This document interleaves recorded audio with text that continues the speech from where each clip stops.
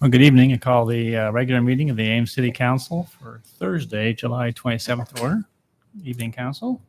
And we're going to move right into consent agenda. Does Council wish to pull any item of consent tonight?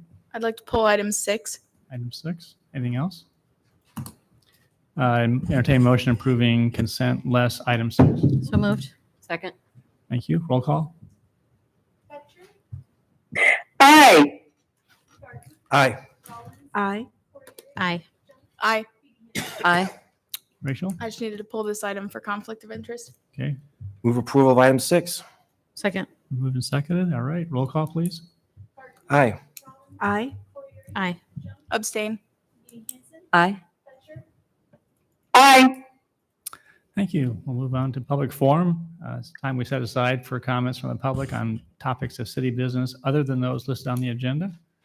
I ask people to limit their comments to 3 minutes or less. And is there anyone who wants to address council under public forum? Seeing none, we'll close the public forum. Move on to item number 9, Fitch Family Indoor Aquatic Center update. Keith?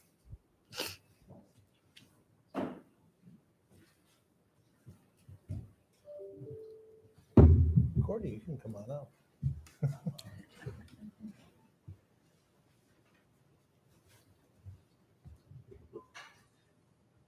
Let's get this up here.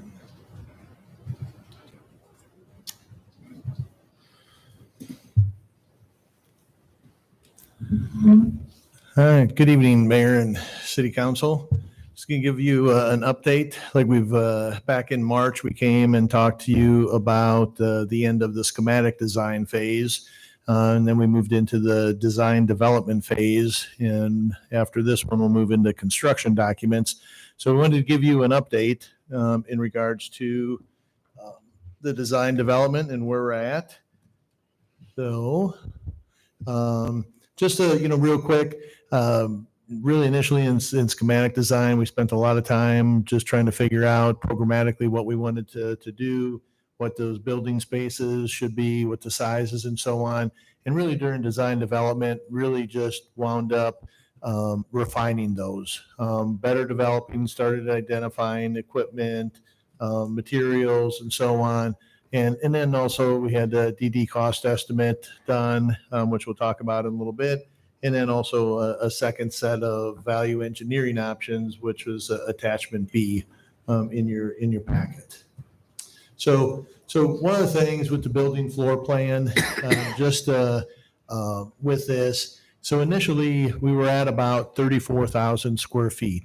Now we're down to just a little less than 32,000 square feet. So we did make some changes. We shrunk the building a little bit. We shrunk the deck size a little bit. We did some different things.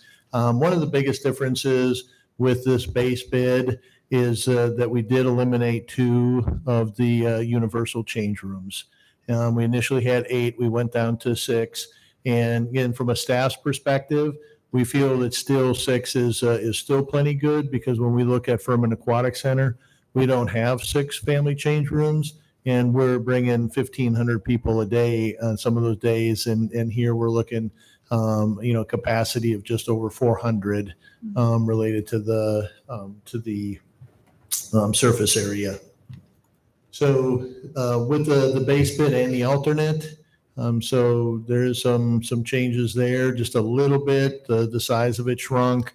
But we went from over 40,000 square feet down to about 39,000 square feet. So again, this shrunk just a little bit as well.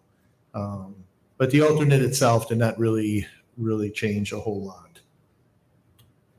As far as building design, and again, I'll show you some pictures here that shows the base bid and then with the add alternate on it.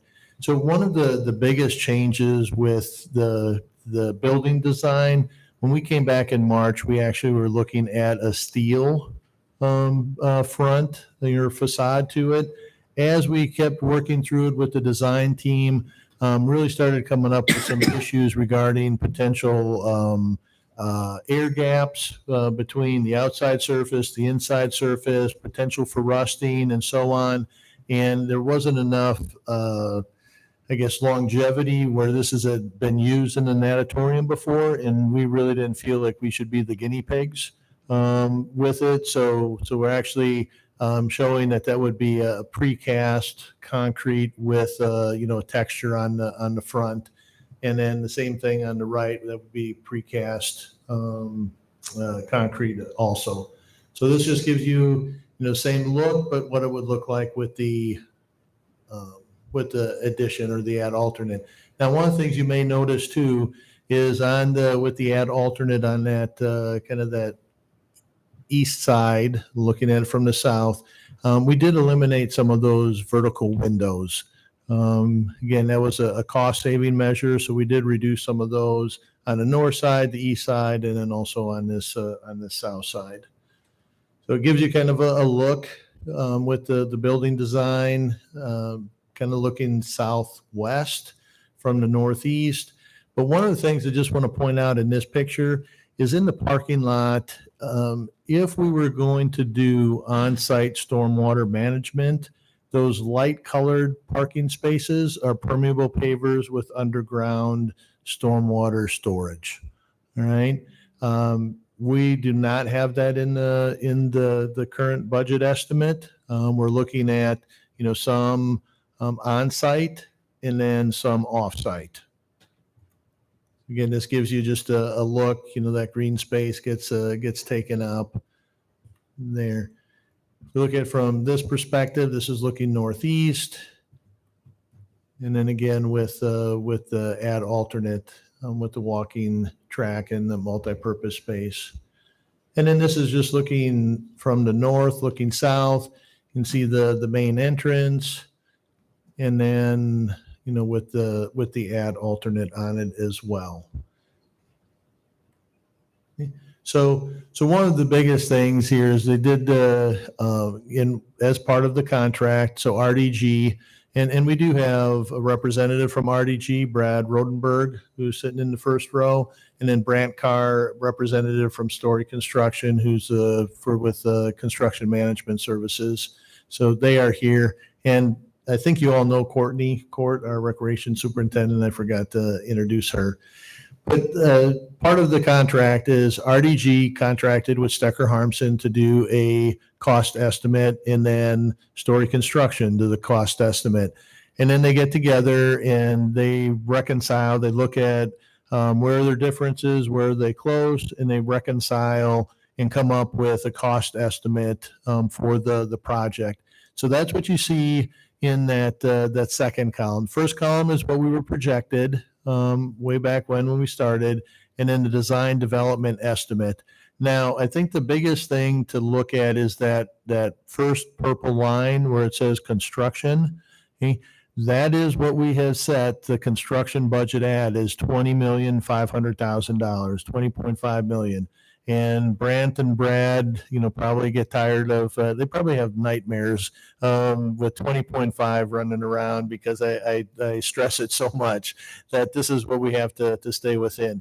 So the design development estimate came in at 21.5. But then with the design development value engineering, which is attachment A, that get down to just under 20.6.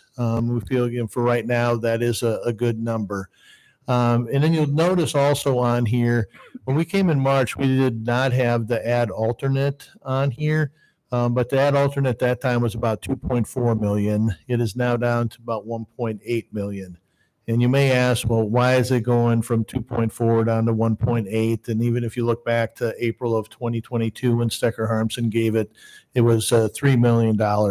So as we're going through, getting more defined, we did shrink the space a little bit.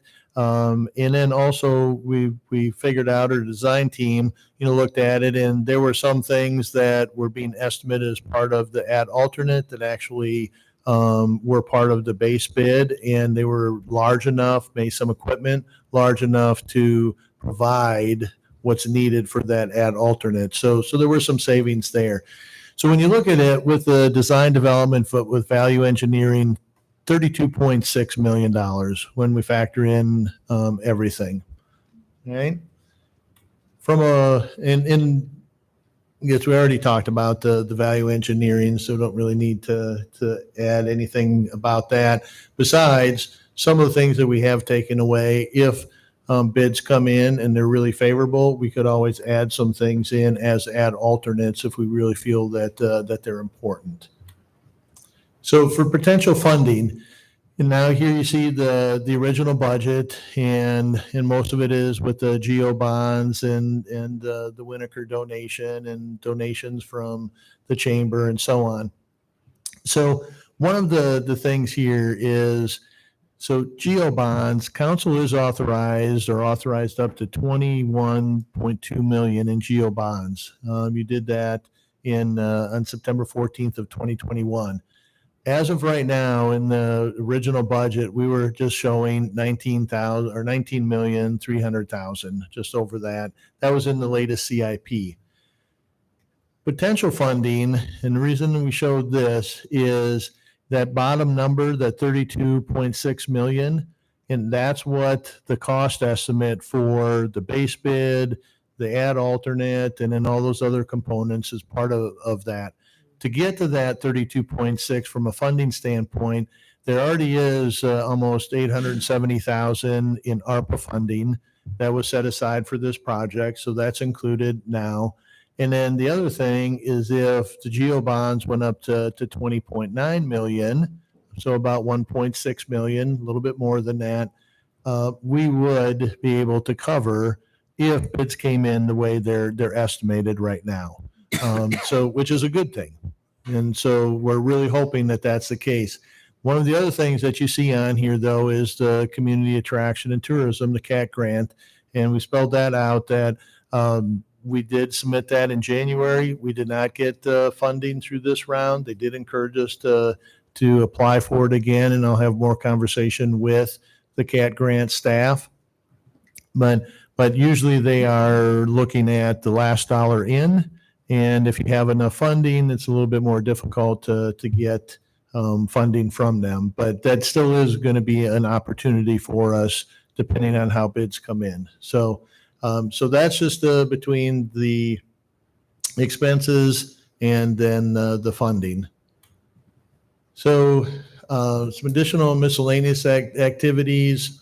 So the geothermal wells, that was and that was actually attachment A. So with it, the geothermal wells and the stormwater management. So DNR did give us authorization, or give us limited approval, is what they called it, to do the horizontal geothermal wells. And there were some stipulations, which is spelled out in the letter.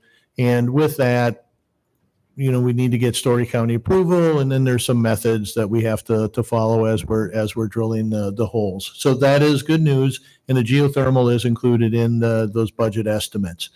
The stormwater management, that one I mentioned a little bit earlier, we are looking at having some on-site, which would be kind of on the southwest corner, a bio-retention cell there, and that will manage some of the stormwater. But then we would do some additional off-site stormwater, and we'll be bringing information back to you at some time in the future on that once we get that finalized. So with council action, we're not looking for council to take any action at this time. We're really providing this information to share with you, and then answer any questions that you may have. As far as the next steps, we will then, once we get through this, we'll begin the construction document phase. And the construction documents, that is what we'll use for the bid documents. That's what will go out. And we've talked with the design team and Story Construction about really making sure that everything is included, everything is accurate. Because if we have to do a lot of addendums and so on, that starts affecting who might bid on a project, and it also winds up being more costly, usually for the owner, when things are missed and people have to make assumptions. So part of that is really making sure that everything's accurate. Seek approval from Story County, already mentioned that, and finalizing the stormwater management plan. We will need to secure final approval from IDPH in regards to the aquatics piece and make sure that they're good with everything. And then we'll submit the plans to the city's development review committee for approval. And then last one is we will provide council with updated cost estimates. And with those, if the cost estimates at the end of construction exceed the available budget, staff will present options, just like we've showed you before. But those options may be bigger. They may be a little bit more uncomfortable to make a decision on. But then on the flip side, if in the event that cost estimates are less, we may be able to add some things in, or again do some add alternates. So with that, kind of a quick overview of where we're at. But I'd entertain any questions. And again, Brad and Brant are both here if there are specific questions for either of them. I had one. Just could you go back to the map with Which one? the walking track picture and the? Did you say the one? That one? Did you say the stuff in the light green was the alternate stuff? Is it? Yeah. So I don't know if with the cursor right here. So this line right here, this vertical line right here, Okay. everything to the right would be the add alternate. I see. Everything to the left of that would be part of the base bid. So not necessarily the color it's shown on the map, but rather Correct. Beyond. Yeah, that the line. color Okay. the color is just showing the walking track, kind of that greenish, and there's some other differentiation, but Is that just like but other features, not water? I noticed the slide was green too, is why I was. yeah, And then on the first map that we can see on the staff report, I can read the words for what each room is supposed to be. But on that second map, I can't read the words. So the one with the walking track picture, you can't really read any of them. But what would be in the middle there? What? this here, right here. Yeah, any of those rooms. Yeah. I can't. So read. those two rooms would be multi-purpose space. Oh yeah. And most likely would be used for a lot of fitness classes. But we are doing a resilient flooring, which would be good for fitness classes, but we would be able to do other activities in there too. On either end, on the north and the south end of those rooms, you notice there's two doors. So what that is it's walk-through storage. So if we have a kid, for example, we have a kettlebell class, all the kettlebells will be in either that north or that south storage room. And you walk in, you grab your kettlebell, you walk out the other door, you do your class. And then when you're done, you actually go back in, you wipe down your kettlebell, you put it back on the shelf. And it's something that we had seen in other places, and it worked really well, and it saves on staff time because they don't have to do all the cleaning and getting the participants to do it. Now, that burgundy color or that reddish color up above, that area would just be more of a place where people could gather waiting for a class. The lobby area could be used for that as well. Somebody could use that for stretching prior to walking or getting on the track.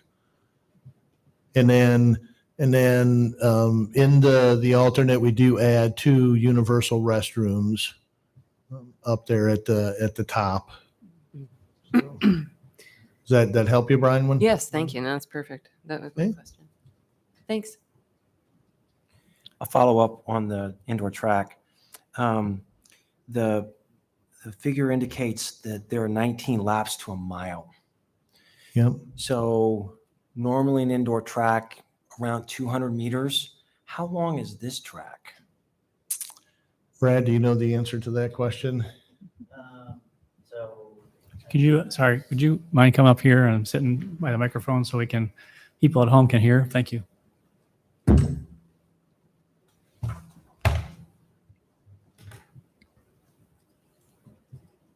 We're gonna maybe do some quick math here. And while you're doing the math, My concern is that while I have lobbied for an indoor track for a long time for Ames, I am so sad that we make our people go to the mall to walk inside in inclement weather. Yep. My fear is that if we make the track so small, 19 laps is a lot of laps per mile. Yeah, it's about So- 280 feet. 85 meters. So that's really small. And so can you walk us through, have you looked at some other facilities where tracks of this size were used? I've never seen one this small, but I'm not the expert. Yeah, typically if you have a walking track or jogging track suspended around a 2-court gymnasium, that's about 12 laps per mile, or 10 laps per mile, which is less than this. It's half than that. And so will the banks be sloped? Because that's going to be a really, that's going to be hard on the legs and knees if that isn't banked. Yeah, this track configuration is truly focused on walking, I would say, or a slow jog as opposed to running. So no slopes on these corners as of right now. Okay. I mean, we have one shot at getting this right, and I'm really concerned about, and I didn't raise this with you earlier, Keith, because I hadn't really contemplated 19 laps to a mile. But, and I don't know that we have any options. Yeah, I think at one point we had 15 laps to a mile, maybe, as far as the size of the alternate. And then we decreased that, trying to keep the program space in the middle as far as the multi-purpose rooms, similar or the same size.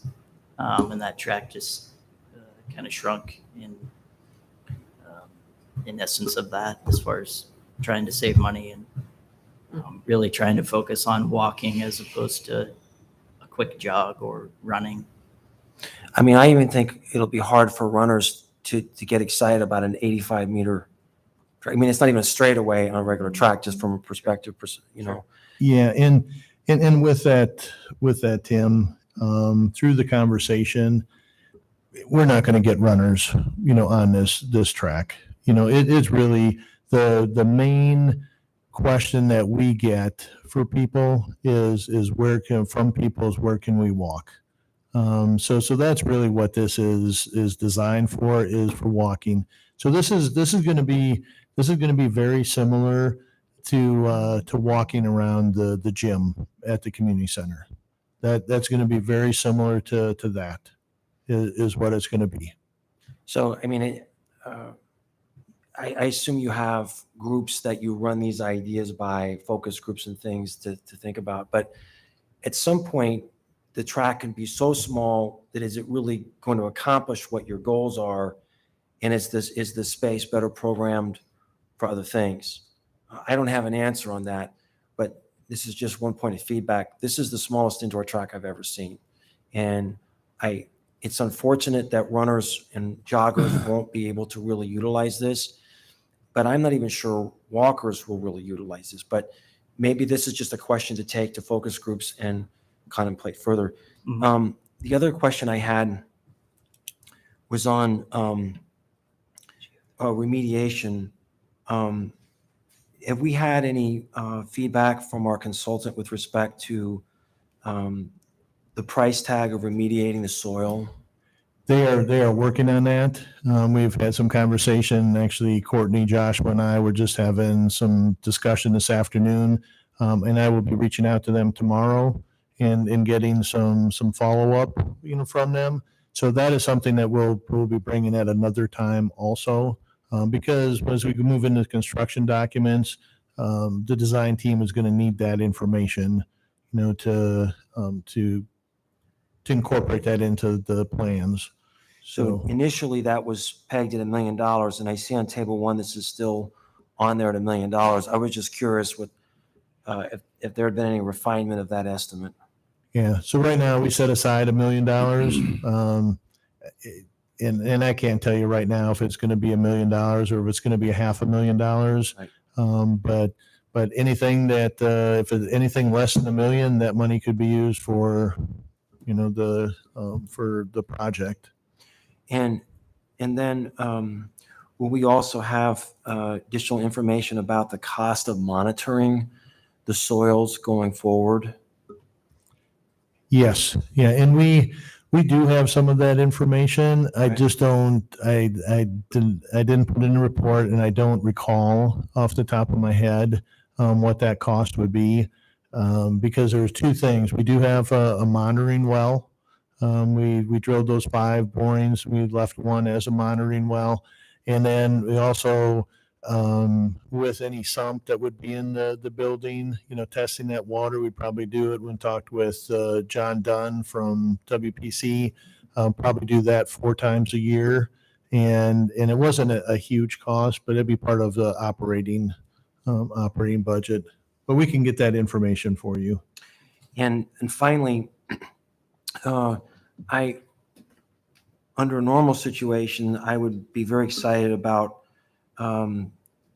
having these wells be placed on the soils as a way of achieving our towards our goals of climate action and running a more energy efficient facility.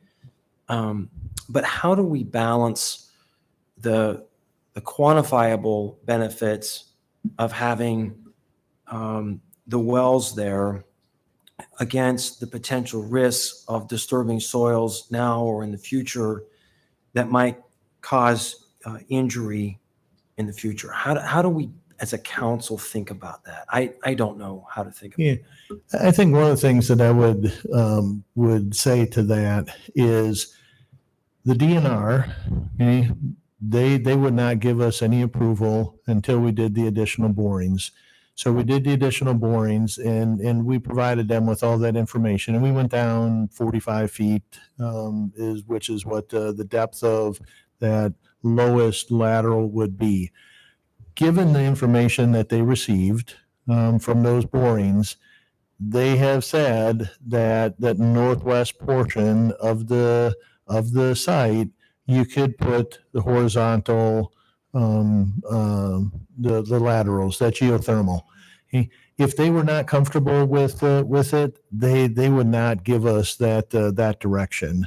So, and they did have in the letter, they did talk about, if you do come across contamination, you need to stop, and here's what you need to do, and we'd have conversation. That is a concern, and I've already was talking with Brad and Brant about this earlier, is that we need to talk with KCL, who's the mechanical, electrical, plumbing. They're the sub-consultant, is really sit down and have that conversation with them about if we do wind up hitting contamination, which impacts 7G and the DNR, both said, we aren't seeing any contamination in that area. But if we do, what's the plan? What do we do? Do we, from a design standpoint, do we have to abort, geothermal? Do we have to come up with a different HVAC system? What would the cost be associated with that? So that's a conversation that we'll have coming up. But we've already talked, like I said, I've talked with Brad and Brant about that. But that's something that we can find out and can follow up with council on that piece. What we find out. Yeah, so my goal is not to build as close as we can to an area of known contaminated soils.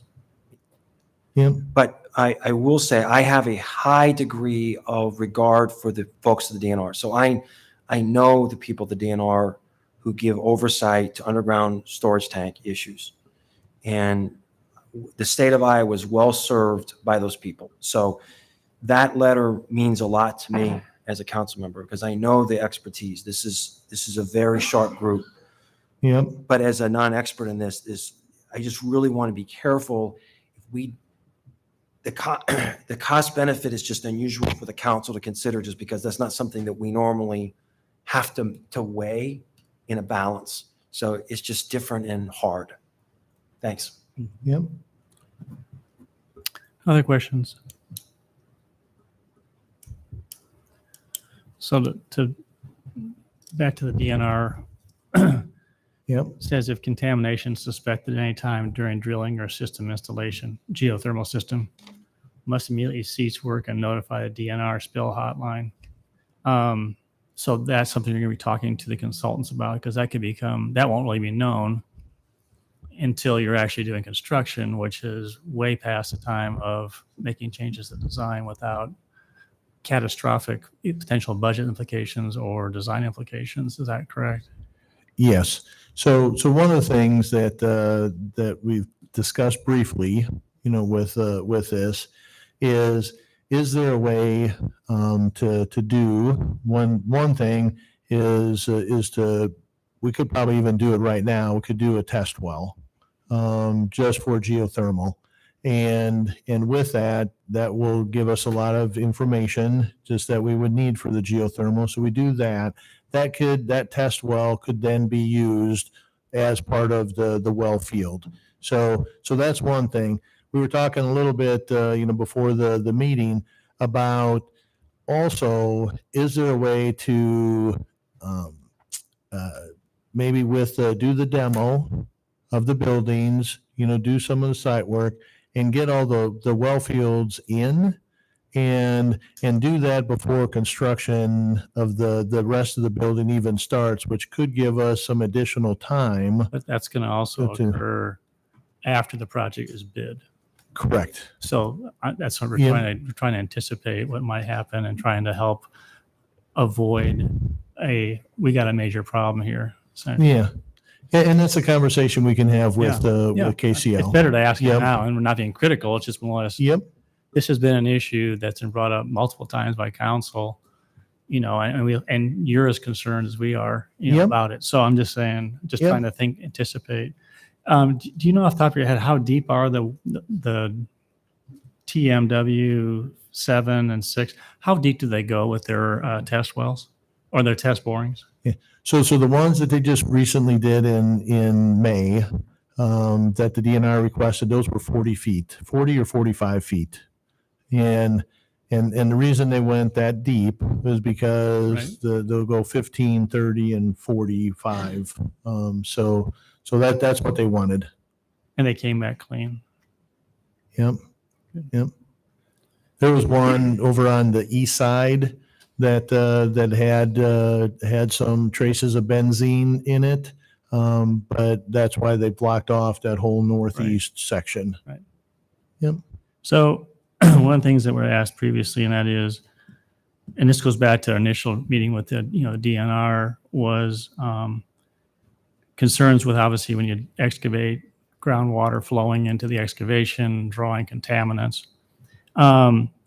So I think it was discussed having the underground piping, for example. You can't use PVC. You have to use a different material, which is basically going to be hydrocarbon, resistant, coating the outside of the tanks, ventilation systems, etc. I'm just curious if maybe Brad or Brant could comment what has been budgeted, and that was also supposed to be Impact 7G's responsibility to advise a design consultant and the contractor on what should be done, and we anticipate that could be pretty expensive. So I'm just curious, where do we stand with that? Yeah. So right now, that's the $1 million that Tim had asked about for remediation.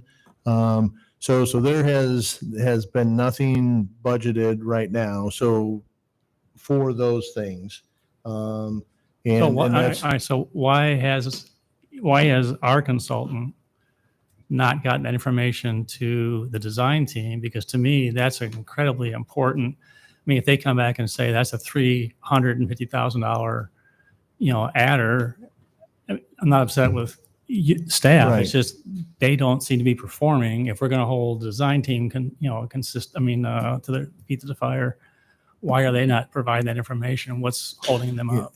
so that's what I gotta find out. Because we've asked them, when did we meet with them? 3 weeks ago, month ago, something like that. So that's what I gotta find out. So I can follow up with you on that, but Well, to me, it's just, I think we entered into this knowing we had this contamination yeah, that is in the far northeast corner. We hope nothing happens to it, but we've agreed, I think council agreed to proceed with this project, understanding there's going to be these safeguards put in. And actually, I think DNR sat right there and said, there's certain things you can't do. And one of them is you can't use PVC pipe underground. And we all know that's a lot more expensive to go to something other than PVC pipe for storm, for water, et cetera. So, Yeah. on that, I'm curious back to, and I think I want to tag a team on what Tim was asking about too. And I think this is like for design development, if council, this is the point where council needs to basically be saying, we are fine with this design because the design team is going to move forward and they're going to spend a lot of money in fees and efforts. So if we have issues, now's the time to say, time out. We don't want to go down that path for sake of discussion. Okay. So I'll come back to the laps, but I'm curious, will the pool always be open and will always be staffed when you're using the alternate or some of the other spaces? So our goal is to have that pool, the aquatics portion, open as much as we can. Because one of the things with the lap pool, we will have people that will want to swim laps at 6 a.m. We'll have people that want to swim laps at 8 p.m. And any time in between. We have the opportunity for tot time. We have swim lessons. So the goal is, now, can I definitively say that the pool will always be open when, we have a fitness class? No, because some of it, I think initially we're going to say, yeah, we're going to have a lot of hours. We're going to have a lot of open time and so on. But if we find times that nobody's coming on Sunday mornings, well, then there's no sense for us to stay open on Sunday mornings. Right. So that's something that I think it's just going to be kind of trial and error a little bit. But initially, we have talked, could be, let's just say 6 a.m. to 9 p.m. Could be the hours, just roughly. It might be 8 p.m. Again, just depends on how people are wanting to use it. So I just wondered if you wanted to be able to secure the locker wing off from the other part of the building. So if there was no one using the aquatics portion, that you don't have people wandering down and getting into hallways. I know you've shared before, you've got security cameras there as well too, but I'm just thinking about one of the staff's or one of council's goals was to try and minimize your staffing, and you just want to be walking around, and for staff's safety as well too. I don't, is that something that you would, but if the building's going to always be open, only be open when the pool's open, that's a different situation. Right. And doors are expensive and they also cause issues in other ways too. Yeah. And I'm going to guess most of the time when we have fitness classes or something going on in the multi-purpose space, most of the time the rest of the pool will be open, because there will be people with fitness classes. They will want to go into the locker rooms. They'll change clothes. We have that right now. They do that. So what are space use would you think? Could we have indoor pickleball going on in the alternate? Are there other things? potentially, yes. Yep. They have portable nets, that can be used, and we could set something up. Yes, So it could be used. The room is big enough in the east-west direction to have obviously you shared before, it's a growing, sport in our community. And I just wondered if it could go east and west, you might be able to get, a number of pickleball courts and have some tournaments in there. Or Yeah. Now we also have to remember that we still will have the community center gym, part of City Hall. We already have badminton lines. We do pickleball indoors there. We already have the lines. We have the nets. We have the standards. So I think the goal isn't to say we're going to move everything, over to this facility. It's balancing that out and what area makes the most sense for the activity. So we could do it. Will we do it? just curious. Don't know. Sorry, back to the geothermal. The other thing was, what's the timing on the Story County issuing a approval for a permit? Because we don't want to get hamstrung as you have alluded to on other projects where things Yeah. get hung up on permits, is that? So that's another call that needs to be made to Matt over at Story County. Bless you. Thank you. And so I don't know what that all entails, but we'll get that call made and figure that out. Okay. Brad, a question for you. Is the alternate, is a base bid design, so if we don't have adequate finances to put the alternate on now, that we could comfortably and economically add the alternate? I know it's going to cost more. I get it. Right, yeah. But the way that the building is designed, the structure, et cetera, can it easily be added onto in the future? Yeah, I think the short answer to that is yes. Maybe flip back to the base bid, Keith.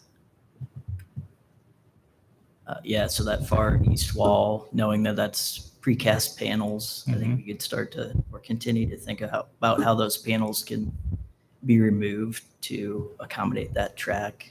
And then the alternate structure kind of hooks into that to the Yeah, east. it's just trying to compare that plan Yeah. with the alternate, and there's a lot of complexity, it seems like, and detailing that needs to be taken into consideration. Now, this goes back to, does council want to continue the alternate Right, because of the 19 laps? But we'll get to that in a second. sure.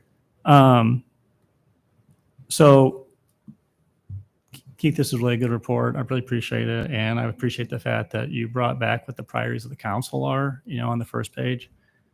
Can you comment, Brad, on how we're meeting the quality and longevity materials? I get the energy efficiency, minimizing maintenance.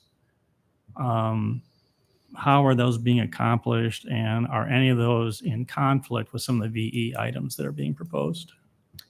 Yeah, I think as we thought about VE items, we considered a much longer list than maybe what's in Keith's report, and tried to select those based on meeting those priorities. Even metal panel versus precast at the exterior, and it's an insulated precast. So it kind of creates a pretty good exterior envelope. It's very durable and holds up from a natatorium standpoint, that atmosphere, chemicals, and some other things. And then thinking about finishes overall, integral color in those precast panels, so you don't have to come back with a stain or paint year after year. So you do integral coloring on the inside and outside both, not just on the outside. Right. I think that's something that we will continue to evaluate, the cost and benefit. And then I think in a facility like this, taking a careful consideration of flooring materials and safety from people walking through with wet swimsuits and those types of things. And putting our money in regards to finishes where it makes sense. So tile in the showers versus epoxy floor in the locker room versus sealed or polished concrete in the general yellow spaces, which are very easy to maintain overall long term. So I'm not a pool person. I'm not in very many pools, so I don't have any frame of reference, and I know the cost is a big issue but when you have steel structure, coating systems, can you talk about what should be expected in terms of maintenance? Obviously, if it was a tall building like a gymnasium, you can roll through and paint it again in the future. It's a little more difficult to do with a pool structure. Can you, Right.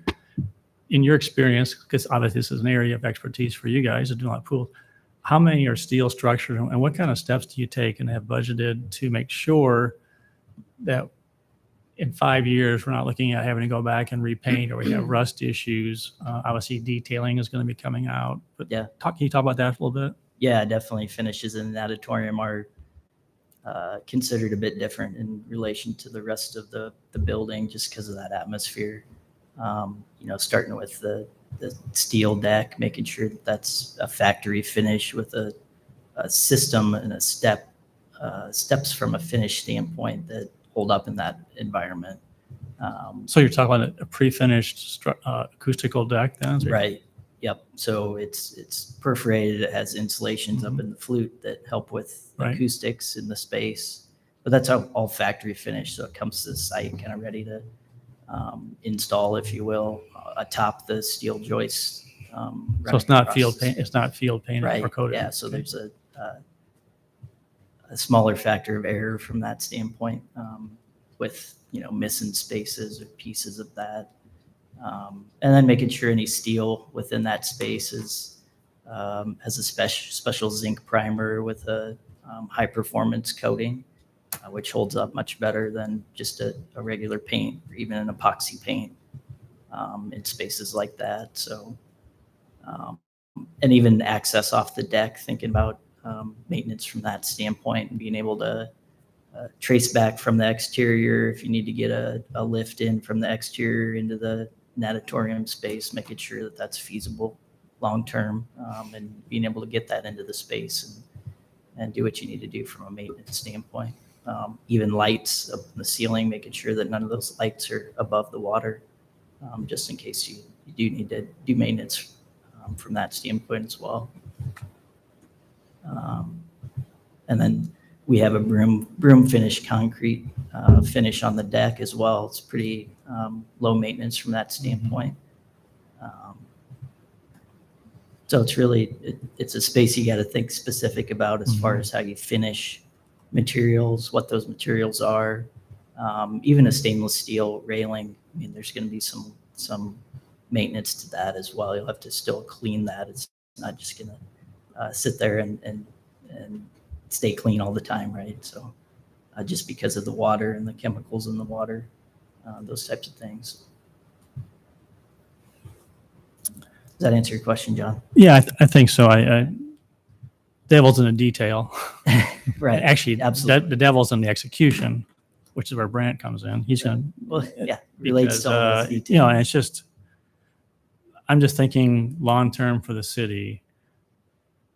We don't want to be 5 years from now having a conversation with you sitting there and Brant, which is not very comfortable because all of a sudden we got a situation where we have rusting steel Yeah, or we have issues that, could have been avoided. that could have been prevented ahead of time. And just want to make sure that we're making all those right decisions now because it's a whole lot easier to do it now than it is in the future. Absolutely. So I also noticed that having painted exposed structure instead of acoustical ceiling tiles, acoustics are really critical and they're really hard to achieve in an environment like that. So explain to council what you're doing, because we don't want to be a situation where all of a sudden we get into it and it's so loud and so noisy that, we have to add this and add this and add this to control it. What's being done at this point? Do you have acoustical consultants on staff or do you have someone coming in to help, or what are you doing? Because I think that's, again, the last thing I want to do is have people my age want to swim laps and Sure. saying, I can't go in there. It's just too loud because the kids are screaming and yelling. I Yeah. don't expect it to be like an office, but talk about that. So you're talking specifically to the natatorium, Natatorium, yeah. itself. Yeah. Yeah. It's naturally a louder space than some other spaces.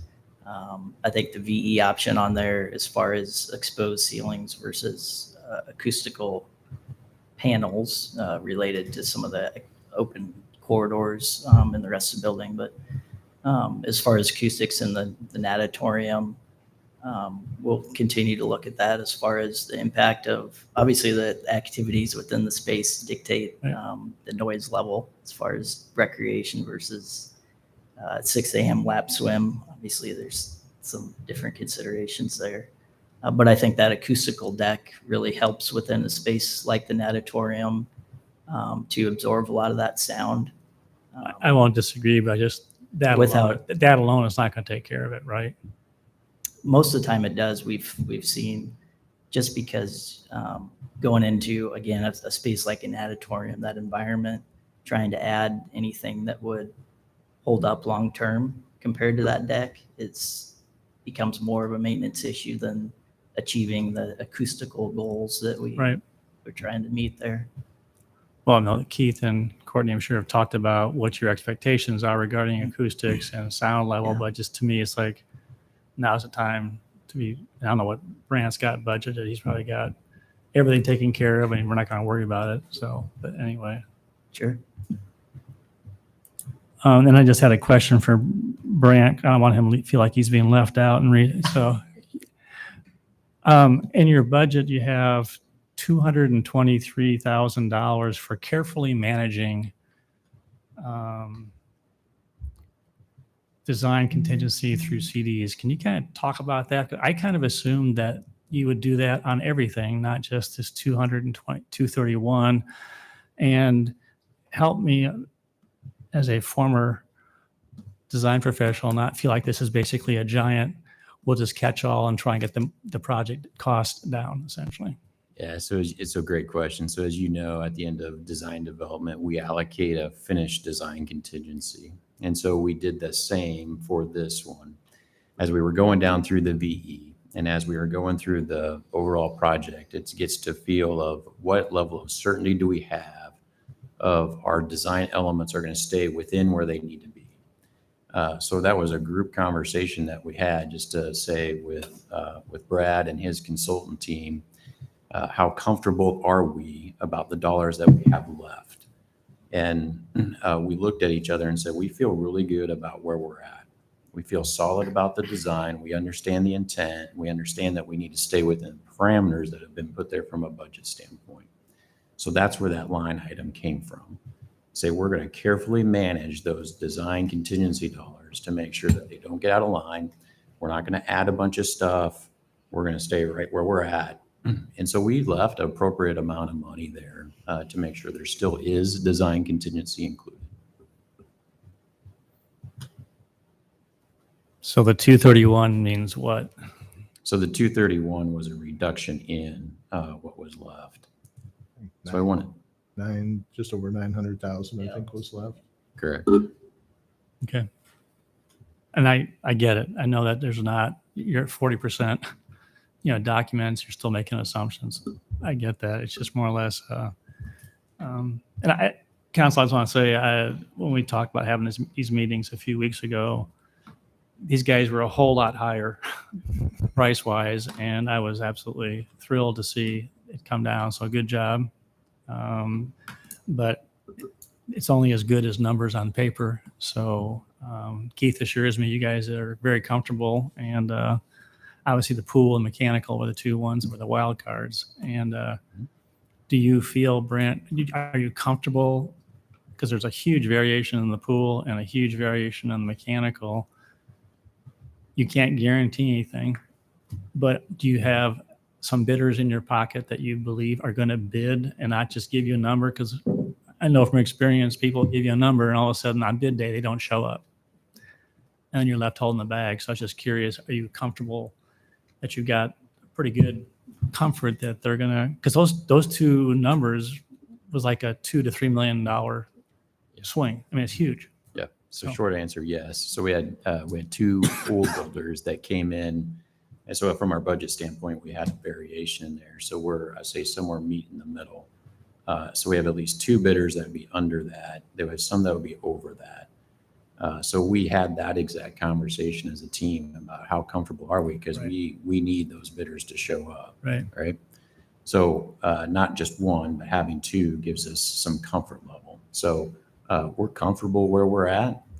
My anxiety won't go down until after bid day, but we're comfortable about where we're at. Neither will mine. Just the way it is. It is. That's the way it works. Again, I'm thrilled to see what you got. The point is we don't have, much money. And that's the other thing is that, that's why the maintenance is a big key, is because we don't have a whole lot of money on the backside and what the expectations are. So, last question, Keith's going to talk to you about it, Brett. And I just noticed on the duct work, I just expressed some reservations about going single wall in an auditorium and having condensation, on the outside. So he can take that up with you. So you've mentioned possible add alternates as some bid things. Have you talked about those already? And what kind of things do you think are possible? And so really there's one specifically we talked about was with the lockers. If you wanted to go with a keyless lock on those lockers, that's like a $30,000 cost. Something that, we're kind of split on whether or not we need to go that route, or we just leave the hasp. And if somebody wants to do a lock, they bring their lock with them, type of thing. There are some finishes, that we would probably do differently, with it. There may be I think right now in the lobby restrooms, we have epoxy floor. If we had extra money, or we think that we would have some tile in those areas, maybe some tile on the walls would be another option. So we haven't gone into great depth of that, but those are just a few things that we've talked about, as of right now. Mhm. Okay. So back to the 19 on the alternate,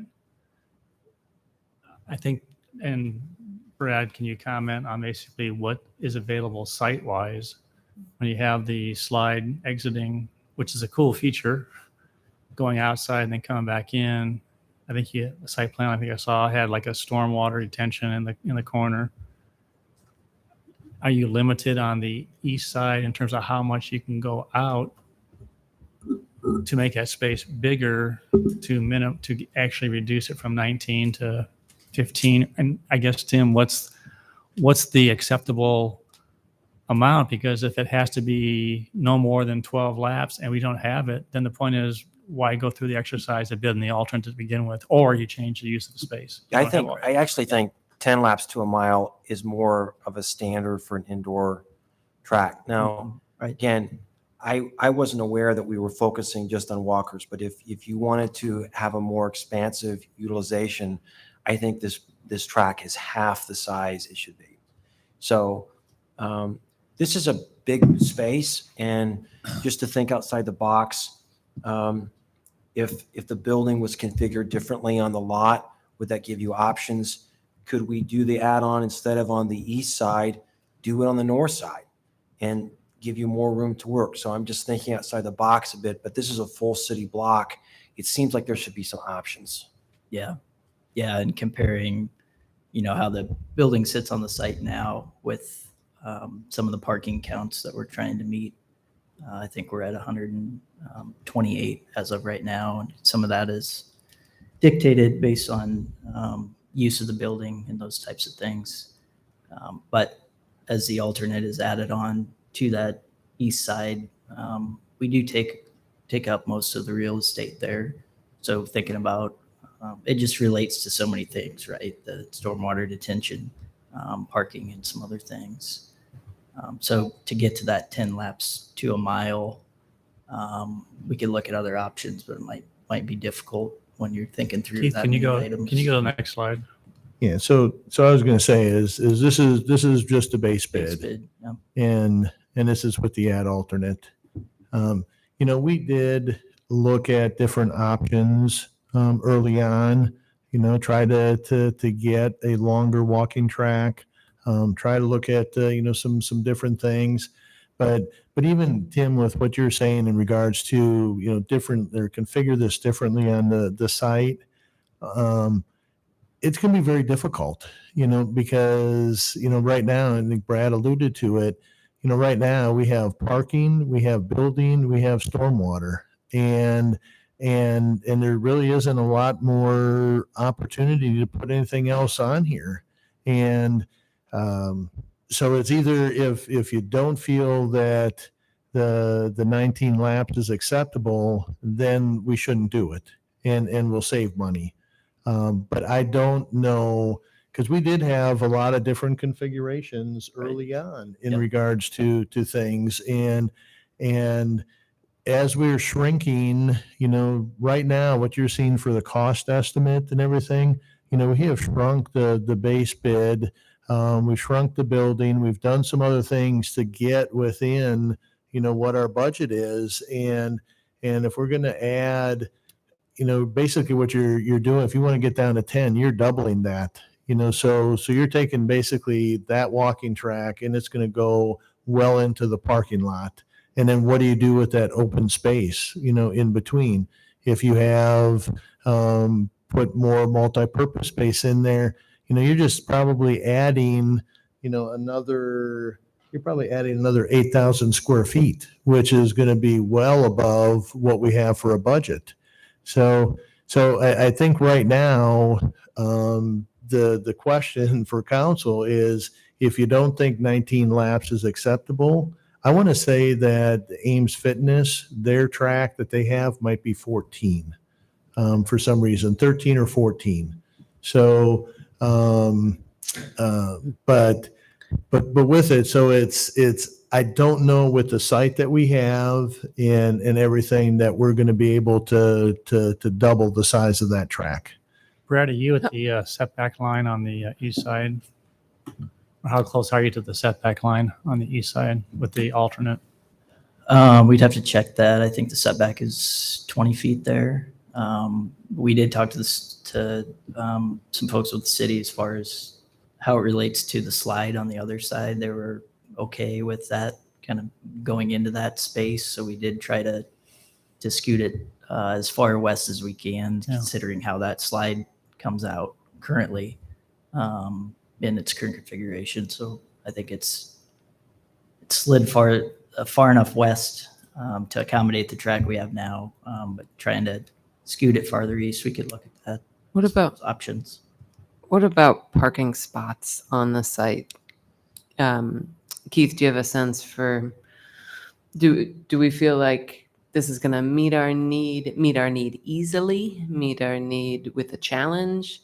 Is that an option if we gave up 10 spots or something to reconfigure the amount of parking? I mean, it's on a major Cyride route. It's pretty centralized to town. I'm not saying that people can always get there in those modes, but this is something I think we need to think. You guys know my thoughts on parking. Yeah. So, yeah. So we had conversation. I had conversation with Kelly Diekman, planning director, and initially when we were looking at this facility in this building, we took a look at kind of conceptually how many people, what would be that peak time, and the peak time is when we have one set of swim lesson people there and another one session is right there.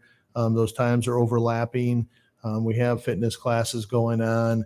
So initially, we're looking at about 143 parking spaces. Right? Once we kind of nailed in the design, and then we hired Leanne Hawk, who's our new aquatics manager. We had her take a look, and Courtney worked with her, took a look, and said, "Hey, is this really what we're going to be doing?" So they refined that. And there's less people. So we've already kind of started at that 143. We're at 138. Now we're down to 128. I don't know that we'll be able to get any less to accommodate the peak, because one of the other things that we heard from the neighbors is they don't want people to be parking in the neighborhoods. And then, because there's a lot of people in the neighborhoods that don't have garages, they don't have driveways, so they have to park on the street. So that was a concern. So I understand what you're saying. We'll have bike racks and everything, but I don't know that we've already cut it. I don't know if we can go any further than that. Sure.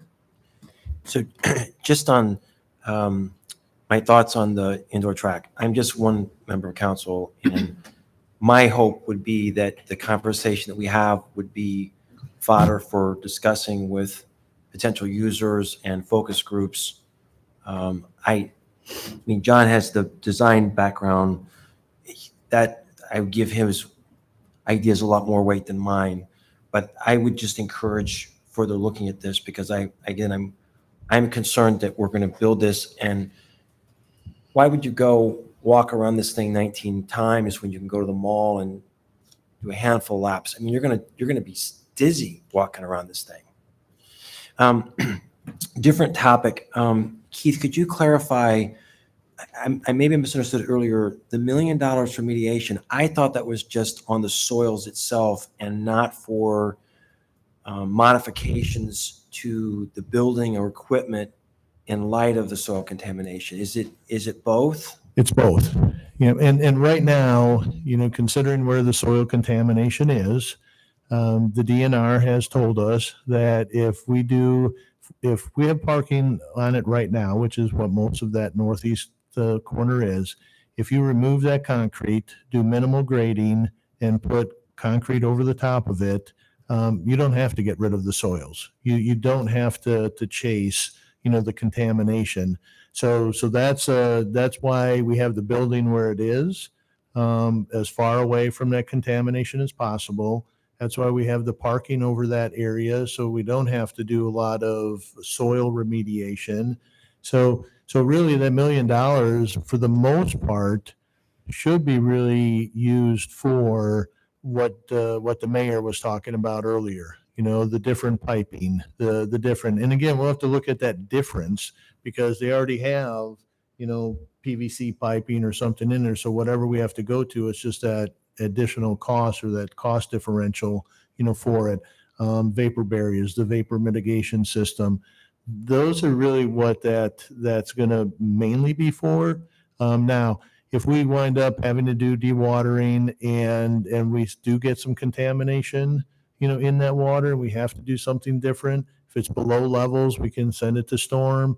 If it's above that, we're going to have to do something different with it. So those are probably the main things: the material differences, the systems, and the dewatering. That's probably going to be where that $1 million gets used. Okay. And I have one question, Mark, if I could ask you really quickly on a liability question. And so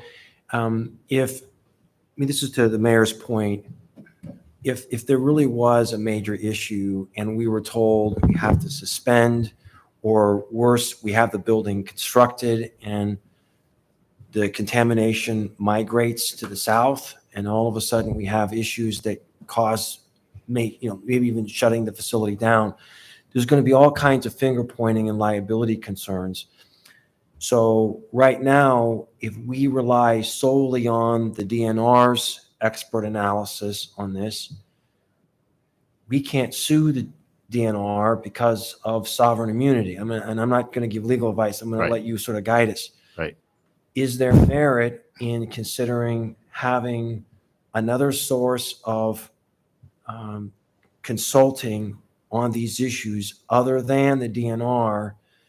So I'm looking for people to be responsible for the decision to construct here, that it's safe, and then I would ask that our city attorney think about the design aspect.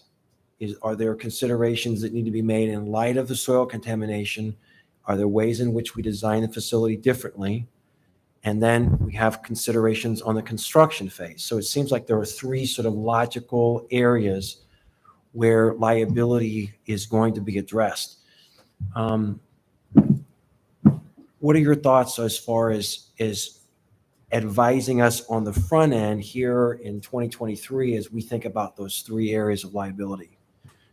Well, are you thinking that if we had an outside consultant come in and take a look at it, that then we'd have sort of their liability insurance Absolutely. to rely on to? Yeah, because we can't sue the state.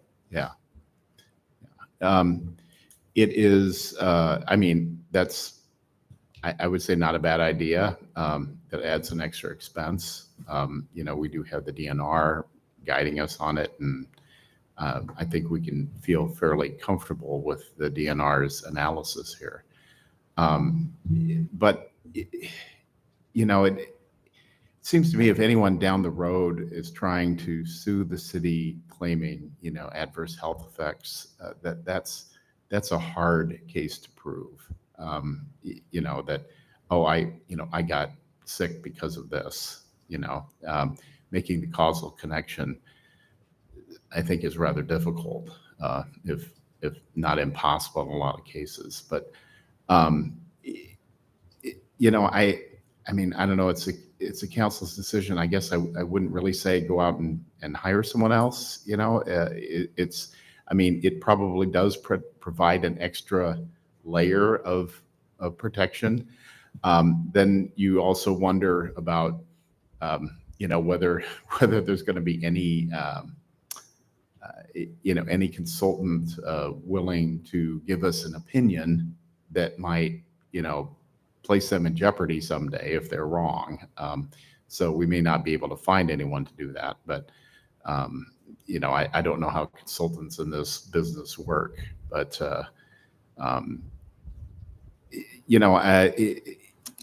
yeah, it's a good thought. I don't know that it really, adds a lot of protection for us, because I'm not sure that there's a great level of liability here for the city, just based upon, what Keith has talked about in terms of the DNR's analysis of the situation.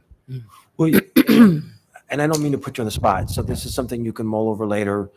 I'm just looking for sources to backfill in the event. I mean, the DNR could come in and just close it down. We can't even build a splash pad without the DNR giving oversight to a splash pad. And I assume there'll be liability protection from the designers of the pool. If there was some breach of standard of care, that would be a concern there, as well as the contractor who builds the pool. Am I right about that? Right. Yeah. Yes. So at least we have the design and the construction phases covered, and you can mull over. Last thing I want to do is put you on the spot on something like this, but mull over whether there's merit and the cost benefit of having a consultant who's willing to advise us on the merits of building in this location, and if they're willing to stand behind that. Yeah. Why don't I think about it a while and Yeah. I can put together a memo before you come back and make decisions. It's a big question. I don't mean to put you on the spot. Tim, what did I you? guess one of the, go ahead, Bronwyn. I just had a few questions. One, what were you referencing about the DNR and the splash pad? That was IDPH, Oh, the Iowa Department of Health with the splash pad. Gotcha. Yep. And then So- my other question, I'll just But can Oh, I go, just yeah. respond Oh, yeah. to Tim? So one of the things, Tim, is if you remember, we had the DNR representative and we had Impact 7G. So we have already hired Impact 7G to do some of this work. And both Impact 7G and DNR sat here in front of council and said, this is safe to build on. Where you're putting the building, we're good. That's their recommendation. So I think we already have Impact 7G has already given us that a different opinion or the same opinion as what the DNR has done. And they're working on the rest of it. What the mayor had asked for earlier is what do they suggest that we do differently? So I don't know that we need to go to another consultant when we already have Impact 7G hired to do some of this. and so they have, in the course of their contract with us, and I haven't seen the contract, they have contractual liability for errors made in their analysis that we would be able to rely on. I don't know that's something like and that's that. what I would- I'll talk I to don't know Mark either. about that. Yeah. I'll talk Take to a Mark look about take a that. look at it. Contract. Yeah. Thanks. Okay. Bronwyn? Yeah, just one more thing on parking and then I'll let it go. So I see that the Greater Iowa Credit Union, north of their building and to the west of their building, they have 60 parking spots. Now, I don't know if you've ever been into the Greater Iowa Credit Union, but even at their peak time, I mean, they got to need a dozen maybe. So is there any way, like thinking out of the box here, could we ask them if there'd be some sort of overflow remote parking possibility for that northern lot that they have? And then we could look at maybe taking 10 spots, extending that walking track, reconfiguring the parking. It's just a thought, but that is so much parking in the neighborhood that is always empty. I mean, I work right across the tracks from there too, and there are never cars in that northern, well, there's 5 on Google Maps, but I mean, literally they have about Yeah. 60. So Yeah. just a thought. We can reach out to them. Yeah, because that would allow, if we could have just overflow for peak times and have good signage for it, then we have more flexibility with those parking spots, and that would open, maybe that would open up some possibilities. I appreciate that. I think the key is going to be getting planning and zoning to say, we're meeting the same criteria as if a private individual was building something in terms of Yeah. parking and Well, and we do remote we do parking remote agreements with agreements. private entities, so maybe we would model this after a Yeah, I don't remote remember if it's- parking thing like we have with others. I think it depends upon zoning. Sure, I just, the remote parking concept is already out Mhm. there, so. So the goal is to try and reduce the parking on site to allow for more square footage for the For the track. Is that what you're yeah. saying? Yeah, exactly, for the track. And again, I don't know how many parking spots we're talking. Maybe it's not even feasible if we could do that. And we wouldn't want to rely entirely on their parking lot or anything. I'm just thinking again for those sort of peak times when you might have the most people. Anyway, just a thought Yeah. as I was looking at the aerial there. So the consultants in Storia brought back a project that if the council goes ahead and authorizes spending more money from the bonds, which we can, that's within $300,000 or $400,000 of us being maxed out, correct? Yes, assuming the CAT grant isn't a parking mix. Correct. So here's the question is if the consultant goes back, if RDG goes back and does another footprint, and it comes back and it's going to be another $1.5 million or $2 million more to add to square footage, and that pushes us over what we have available financially, is that what you want to do and risk taking an alternate and just saying, oops, we can't do it because it's over what we have available, or try and go with this that may be achievable? That becomes a policy question for council to make a decision on what you want. Does that make sense essentially? Yes, I mean, and I guess I'm sorry we didn't think of it sooner, right? So, like That's why I get we're here. that. That's why we're here. No, I'm That I'm is not- why we're here now. Yeah, so. yeah. That's why I'm not complaining. I'm just Yeah, saying, yeah. is that what you're saying? Because the point is they aren't not going to come back and say, oh, you can do this additional square footage and it's only going to cost you $300,000 or $400,000. If we're going to double the size of the building, double the size of the alternate, I'm not going to say what it is going Yeah, to cost or isn't going to cost. That's Brant's job, and that's Well, and it's versus the cost of parking. So like the cost of constructing the parking lot maybe is pretty small. I don't know. And maybe we could go back out for donations. I know other parts of the pool are already named, but if we decide on a walking track, that could be an opportunity. Say that again, Rachel. I know other parts of the facility are already named, but since a walking track was just an alternate, maybe this would be another opportunity to get donations, have the track be named after someone, and especially if we need more funding for more square footage, that could be an option. so. Can you go back to the floor plan just for a second with the alternate? I'll put Brad in the spot in terms of size. I'm trying to understand how wide is the Which one did you want? the alternate one with the alternate? Keep going. There you go. Do you know how wide is the alternate? The alternate East-west. together. The reason I'm asking is that we can't go any farther to the east, I don't think. So it means you're going to be going to the north, and you're going to have a very long, elongated building in order to accomplish that. Again, I'm not complaining. It's just more or less, is that acceptable? It's not going to be more or less, proportionally the same Yeah. rectangularly. It's going to be a lot longer. So Yeah. So from that vertical line there that's demarcating base bid versus alternate, from that line out is approximately 68 feet. I mean, I don't know, you're the architect too, but I mean, like, you just make a bigger square and then move some of the stuff that's there up north and extend your track. Again, I'm sorry, I don't know exactly. And I know it's probably going to add, but we were talking about how to make the walking track better. So no, that was just my thought. So one thing also is you remember north of the walking track right now, that alternate is the contaminated area. Mm. So we're talking, but changing, things right now. I don't know if the DNR will say, because everything that we have done to this point is this is where we're going to put the building. This is what it's going to look like. And I'm just trying to lay out, you're the ones that are going to make the final decision. But if we go north, in this location, then it's contamination area. Yeah. And then do Right. they say, no, we're not going to allow that. You're going to have to do something different. You're going to now have to get rid of all that soil because it's going to be maybe a little deeper.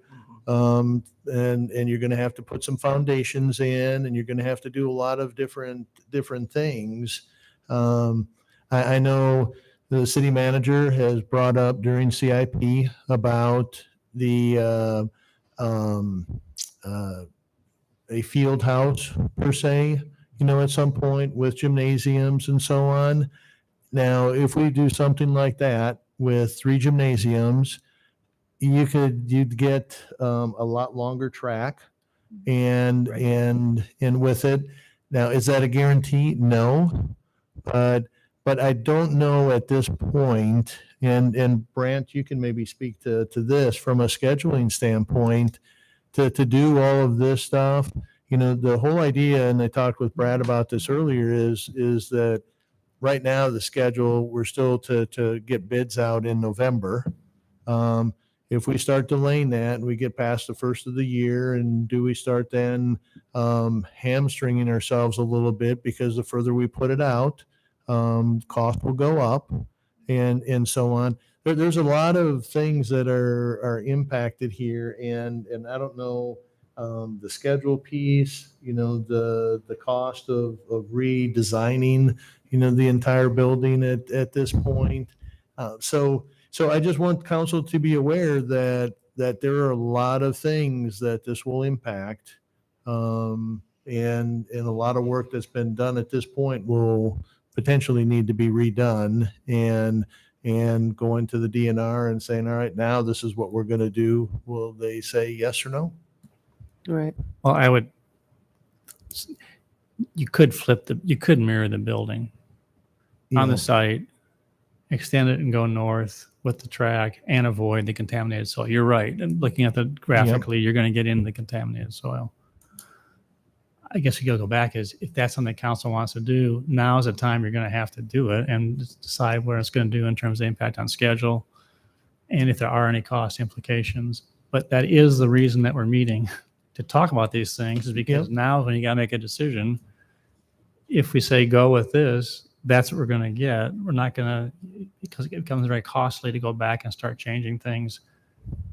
So anyway, Yep. What's the desire? Is there, first of all, we have a cap on the cost. It's going to come in over, but it's going to come over more than what we anticipate.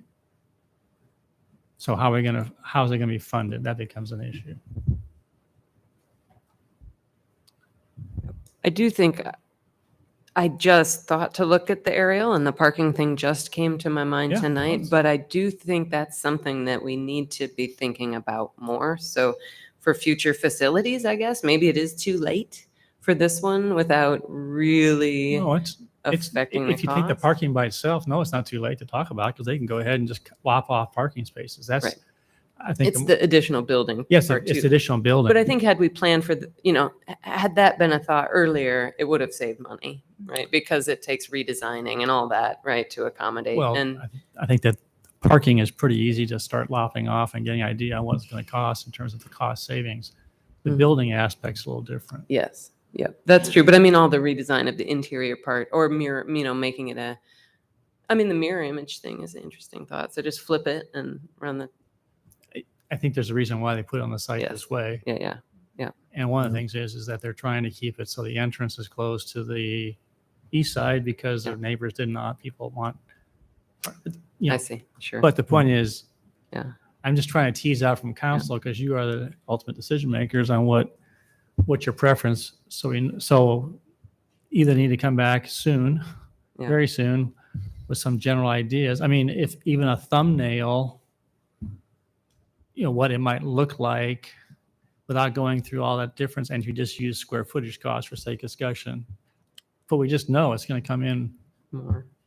easily $1 million more, and Mhm. probably, anyway, sorry. No, you're all right. And I mean, it's just a thought because of Tim's concern with size of the, but I also could settle for 19 laps to a mile myself. So it's kind of just for discussions purposes or to give, like, I don't, if you guys feel strongly about it, then someone else let me know. Otherwise I'll drop it and I'm fine with what we've got. So So from this a, is sort of my point is that I'm just one person, and so I'm not suggesting that I speak for all the walkers and runners and names. It's silly. But I just want to express the concern because we need you guys to help think about what will the community accept. How many walkers, is there any idea how many walkers you might have or people that are asking? I know that during COVID, people really appreciate, or during the winter, people really appreciate being able to come in and walk around in the gymnasium. Is there a lot of requests for indoor walking area? we do get a lot of questions about where can people walk. Okay. Now, I know, I think at the community center, didn't we offer just a specific time for walking?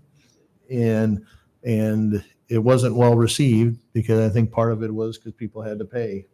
You know, we had a fee because we were going to set the gym aside just for walking. People can come in if there's other activities going on, they can come in and walk for nothing. So And- there will and we not do be a get- fee associated if you want to just come in and walk only? At the community center, No. on no, this here, one. There would be. we haven't set that yet. You know, we'll be bringing a whole fee schedule to council at some point, and that will be something that council will have to make a decision on is walking free or is there a fee? You know, again, operations, and that's something we'll bring to you at some point. And Keith, you said this is probably about the size of the community center downstairs, roughly in terms of the amount of, Correct. Yep. and people don't object to that in terms of the size. Yeah, well, there's people that walk it. We had that one class with ISU and with I don't know what it was for people. What was it? Walk with Ease, and there. I know I was down there, and those people seemed to be walking. You know, didn't seem to have a problem with it. So I think it really depends, but yeah, we never intended this to be a running track. And if we were going to do a running track, I would agree with you, Tim. It'd probably have to be, 200 meters at a minimum And bank. with it. And it looks like the track out at Ames Fitness is about 12 laps. I was able to find that. So it's about 12 laps if you're familiar with that facility. Okay, council, what's your, and actually, there wasn't any intended for any decisions you made tonight. You can, mull this over. But I know that they're going to need to have a decision made within the next week. Is there in light of the fact that, I don't want to rant, I'm stepping on your toes here, but is it correct that to add another 7,000 square feet is going to add money to the project? We already removed 2,000 to save. That's fair to say, yes. And So it would it's be a, fa- it's a and- 1.8 and- for the ad, and so you're not going to double the cost, but you'll be 1.2 to 1.5.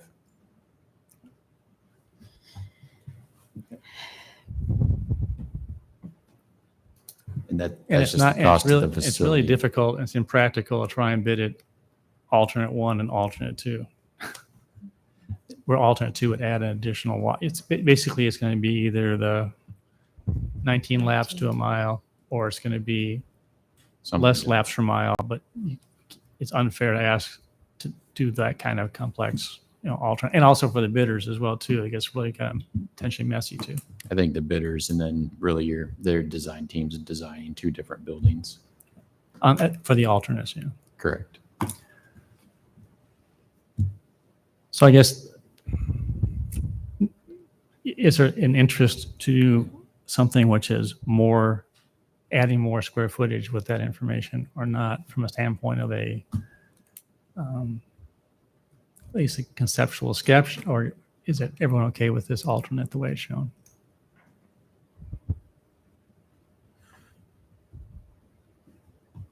I think this is fine. I think we create a domino effect if we, even the smallest change happens. And Mm-hmm. I think there have been enough challenges and enough time issues with this project that we need to move forward. And we're still getting some other usable space with those classrooms that extends what the Program city has, space, yeah. a program space that the city doesn't have right now. And so that's a good feature as well. Last question on, so Brad, let's just say that a second facility is built sometime in the future and they have a big walking track or a running track, and we want to repurpose this into a different space. What's the wall construction and structure? Could the classroom spaces be demolished and or reconfigured to capture the space which is currently a walking trail? I mean, does that make sense? Yeah, so currently how the structure is for the alternate, we have steel joists running east-west, tying into that precast, On the tying into that yep. precast on Okay. both sides. So the walls so not essentially none of load-bearing. the walls on the interior load bearing. We do have some columns in there currently, but we can continue to think about alternate ways to potentially do that. 'Cause that's the other option, council, is Yeah, this is one step, and a long term you go for something else in the Right. future that would be bigger to accomplish that objective, but you want to have the ability to be able to reconfigure that space. yeah. Because Without if having- folks start to go to that other facility that has a walking track that's longer than this one, maybe wouldn't be utilized Right. as it would be right when the facility opens. So what's the wall construction on this? The, For the interior walls, I'm sorry. interior walls are metal framed, I believe, metal framed stud. Okay. With chipboard as a finish. I don't know, Keith, maybe you and Courtney want to talk to the design team about how that, if in the future you want to reconfigure that, Yeah. how you might use that space, not to have them design it that way, but just have an idea. So when they place structure or mechanical or some of the electrical stuff, that would Yep. allow you to go ahead, and it's going to cost money to take down walls and reconfigure it. But if you're not having to move, electrical Right. feeders, or you're not having to move, plumbing or whatever, Right. it makes it a little easier, and then you're not going to be, you'll be less constrained. That might be a way to kind of compromise in that standpoint. I think that's a great thing to repurpose that space differently in the future. So yeah, we never have enough indoor space. Yeah, I could see that becoming a lot of, classroom space, activity space, could be indoor, court space, whatever in the Yeah. future, if it has to be. Yeah, we could actually with that, just looking at it, we'd go from probably 2 multi-purpose rooms to 3 or 4, potentially in that space. So So Brad, you might want to think about this too, is how can they put in exterior doors if they have to in the future Oh, within for precast. exiting, if you have, if a window could come out and become a door essentially, does that make sense? Yeah. As you lay it out, just think Yep. about that, because then don't go into great detail, but I think that might be well serve our community to have the Yeah. ability for flexibility in the future. Absolutely. All right. We haven't heard from Gloria. I don't know if she wanted to. Oh, yeah. Gloria. I've been listening with interest to the discussion, and I think the comments that I was just hearing about the repurposing of the space make a lot of sense. Tim, I agree that 19 times around is somewhat mind-numbing for a walking track, but if people are looking for something in the winter and they're willing to walk around the gymnasium at the community center, then they probably aren't going to find this any more mind-numbing than doing that.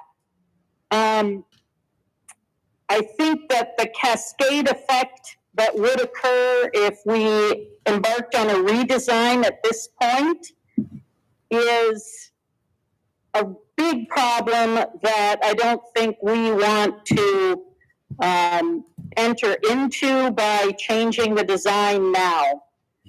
And I guess I'm leaning toward the fact that we would end up with more multi-purpose space, and there would be a place for people to walk if we did the bid alternate, even though it's not optimal.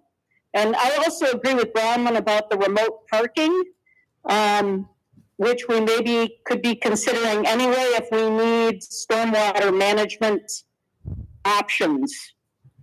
That's all I've got. Thank you, Gloria. Thanks, Tim. All right. Thank you for coming. Keith, any closing No other comments? questions? Well, again, it's only a $32 million facility. Oh, I know. I mean, it's a This big is all- project for the city, and we've been waiting for this the community's been waiting for this for a Yeah. long, long time. And I think that the questions are more or less, make sure, and then we know you want to get it right too. Oh, no doubt. So, and Brant wants to get it right, and so does Brad, so it's just, so this doesn't No, and this surprise is- me. It's important questions, and a lot of things, Yeah, I think more yeah, questions. and coming I up. will say this is a lot of very, very good discussion, tonight and questions and some things raised that we'll be getting on the phone tomorrow and talking to people and things, and we'll go from there. So have you guys ever had a mayor ask those kind of questions? No pressure, but have you ever had that happen? It does That was, hap- yeah. it does that is happen. amazing. It's pretty awesome. We appreciate that. All right. And you're Thank you so much. Yeah, thank you. Appreciate it. Yep. Thanks, guys. You earned your paycheck tonight, Mayor. Every penny of it, right?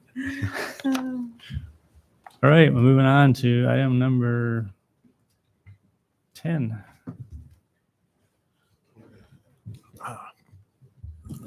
Good evening, Mayor and City Council. Donald Kahn, Director of Electric Services, also with me tonight.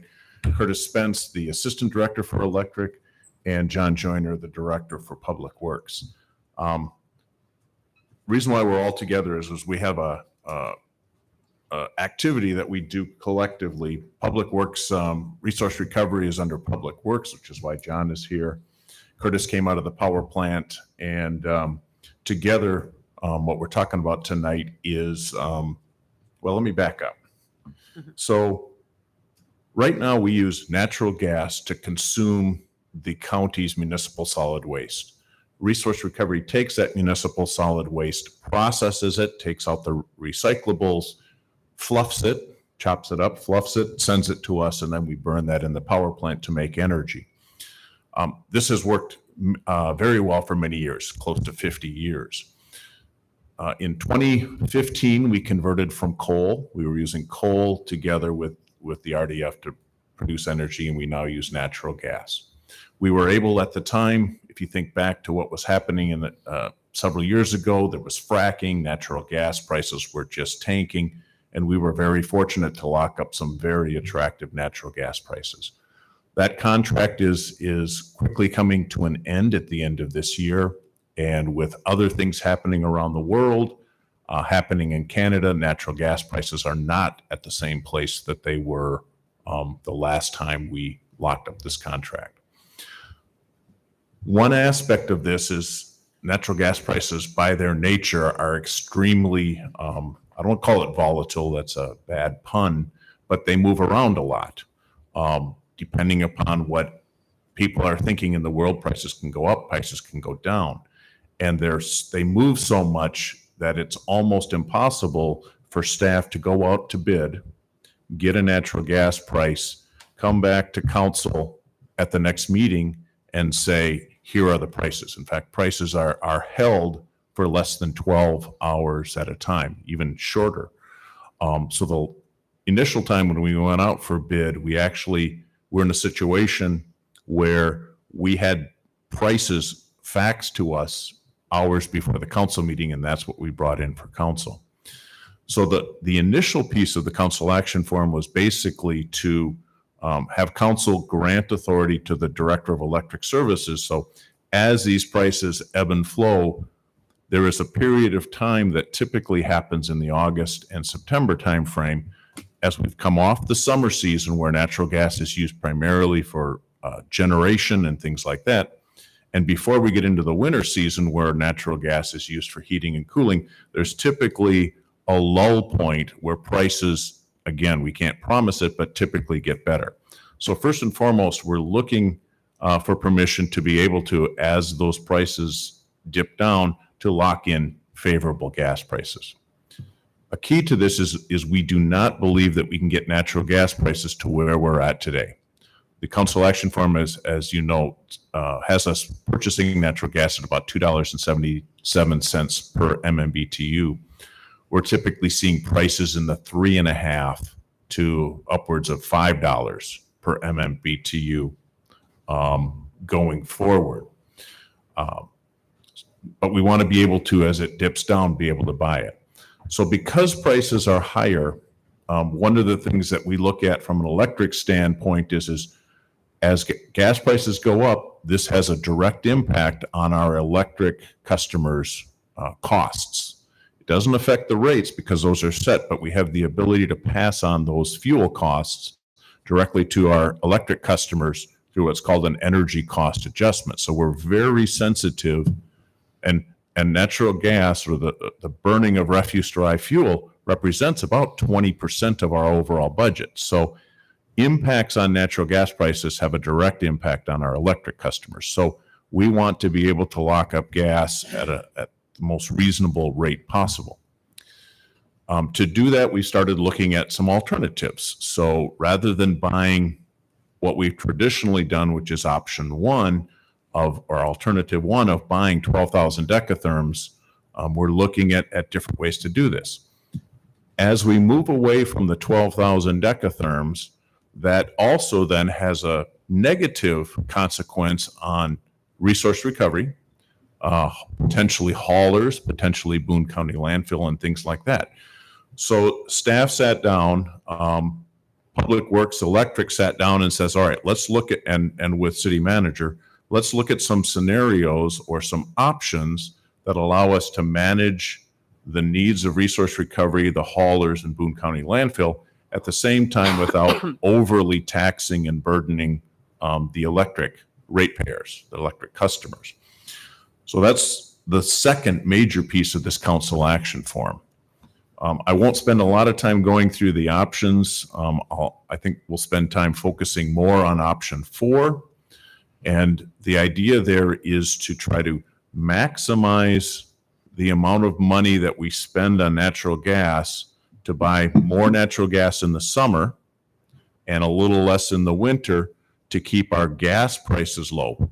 To explain that, summer gas is more expensive than winter gas because winter gas is used for heating and things like that. Other way around. Summer gas is cheaper.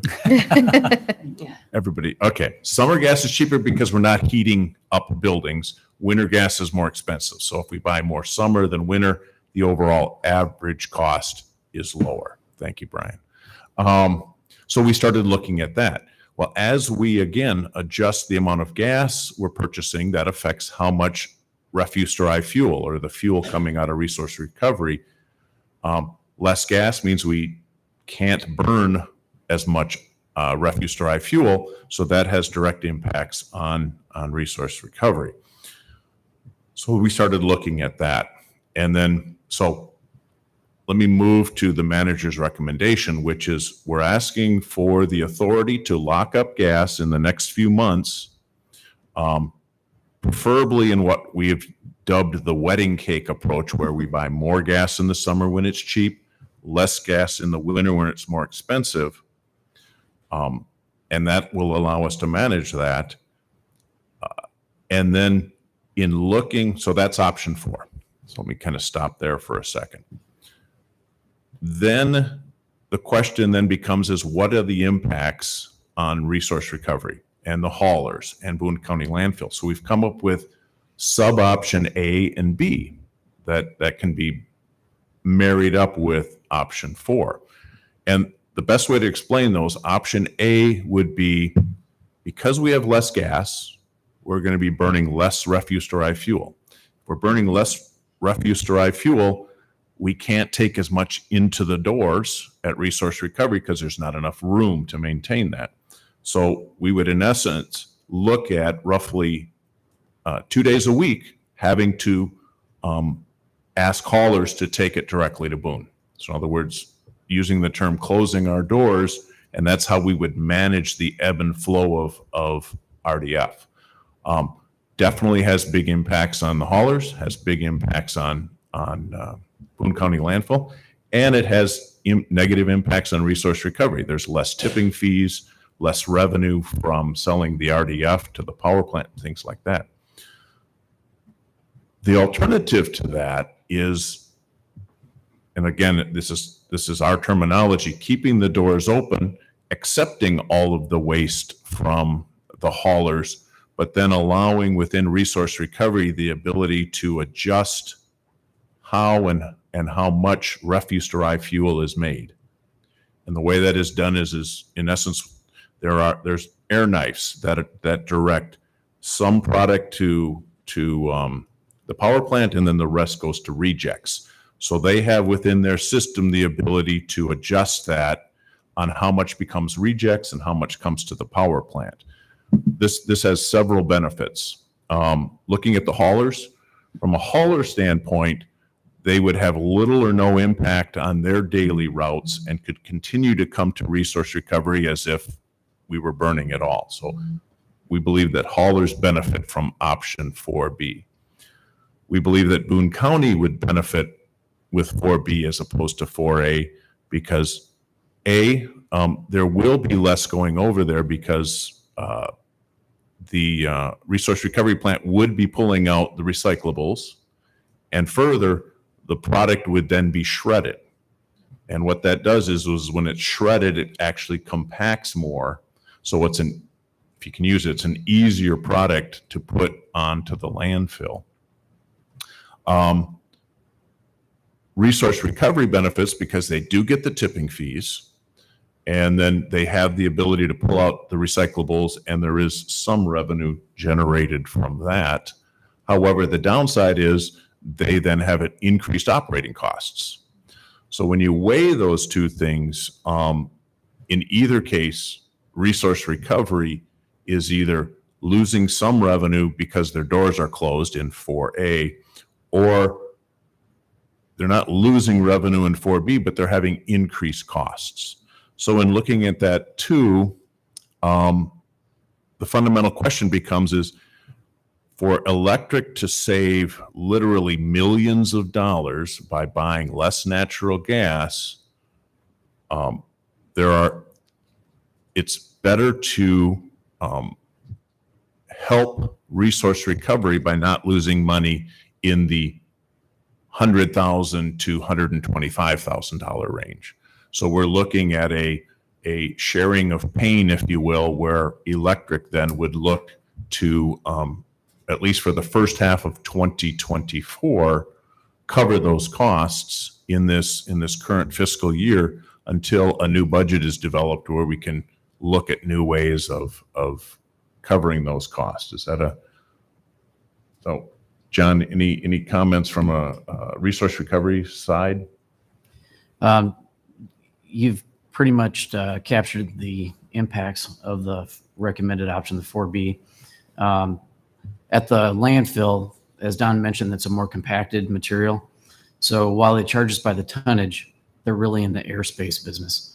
So it's much less airspace to have that shredded material go over there rather than the unprocessed MSW to go directly there from the haulers. So in addition to the increased hauling and disposal fees, there's also some slightly less RDF revenue that we would get, but that's accounted for in that $125,000 figure that Don had mentioned. And right now, those are estimates based on what we know.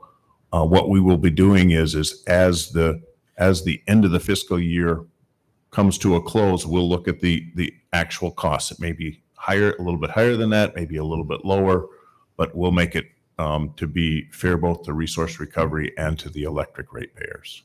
It's going to depend considerably on what the actual amount of material deposited at resource recovery is, which is not as smooth and predictable as we might like it to be. So it varies on a day-to-day basis, and that could have impacts on whether we truly do get up to 30,000 tons a year, or if we're more in the 27,000 tons a year realm. The other thing that we've included too is handling it by how much gas we burn and keeping the doors open.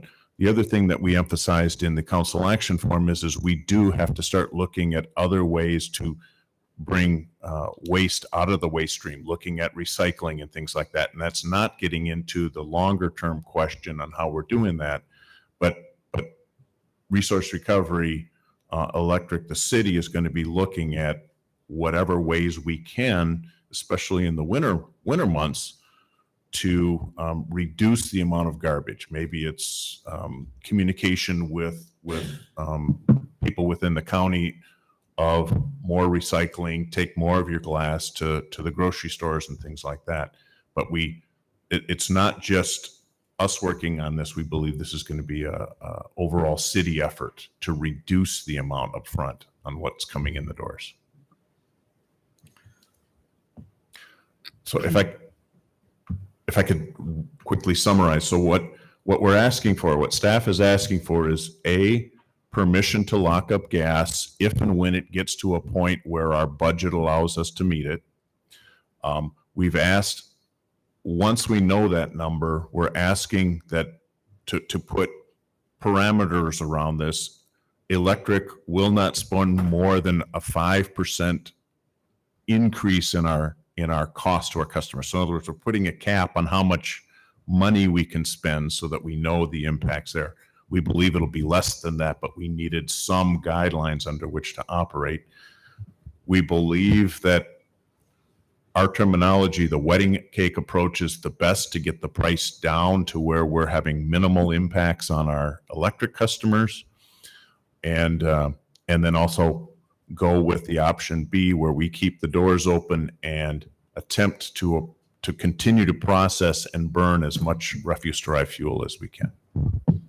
I want to make sure that it's clear to the council. So if you look at alternative number 4, as it's described on page 5, we're explaining it as what Don mentioned, the wedding cake approach, where we're buying a base layer of cake of 8,000 decatherms year round. And then for the summer months, we're buying an additional layer of 4,000 decatherms. In the manager's recommended alternative, we are not as specific as saying 8,000 and 12,000 decatherms. We're talking about up to $4 per decatherm per MMBTU. It's the same unit, basically. And for the total cost, the total amount of money that we have in the budget. So you're giving Don a little bit of flexibility that if prices come in really good, maybe he buys more than the 8,000 in those winter months. Maybe he buys 9,000 if he can stay within that $4 blended cost or less, as long as he stays within the budget, right? So it may come back to you as not exactly 8,000 and 12,000, but you're giving us authority for the $4 per MMBTU gas. We also, another point I want to make sure is clear. So the fuels budget this year already anticipated a 3% increase. That was built in compared to last fiscal year. So this alternative is authorizing increasing the fuels budget from a little under $14 million to $14,900,000. Okay, so we're adding some additional money into the fuels budget, which will account for an additional 2 percentage points of an increase in the costs on customers' bills if we utilize all of that authority. Okay, so in total, if we used all of that money on the natural gas, it would effectively be a 5% cost increase on customer bills compared to what they're paying. It's not a rate increase, it's a cost increase because it will be accounted for through the energy cost adjustment, yes, which is calculated every month looking back at the actual fuel expenses and sales of electricity and purchases of electricity over the past 12 months. So it will take some time for these increases to actually hit customer bills and then fully roll on to that 5% increase level. Does that make sense? The other thing to mention in the council action form, we say we may lock into a 1, 2, or 3-year contract, again, giving some flexibility so that if future gas prices were lower, we could further blend that and again, A, protect us for a longer period, and B, lower the overall cost. Current estimates right now, though, is the second and third year are higher. So there's a strong likelihood we will likely be back here next year talking about next year's or 2025's gas prices at this point. So this is an immediate need to solve at least 2024 waste to energy and generation production. And once we lock in this contract, we're going to have to start looking at how do we fine tune the tipping fee, the RDF sales price, and the per capita in order to make sure that everything's balanced at Resource Recovery financially. Because reducing the volume of MSW that comes into Resource Recovery or reducing the volume of the amount of RDF sales, that impacts Resource Recovery, and we've got to balance that at the end of the year. So we've got to, there's probably some interim adjustments that we'll have to figure out before we get to the next fiscal year where we might be talking about new tipping fees or so forth.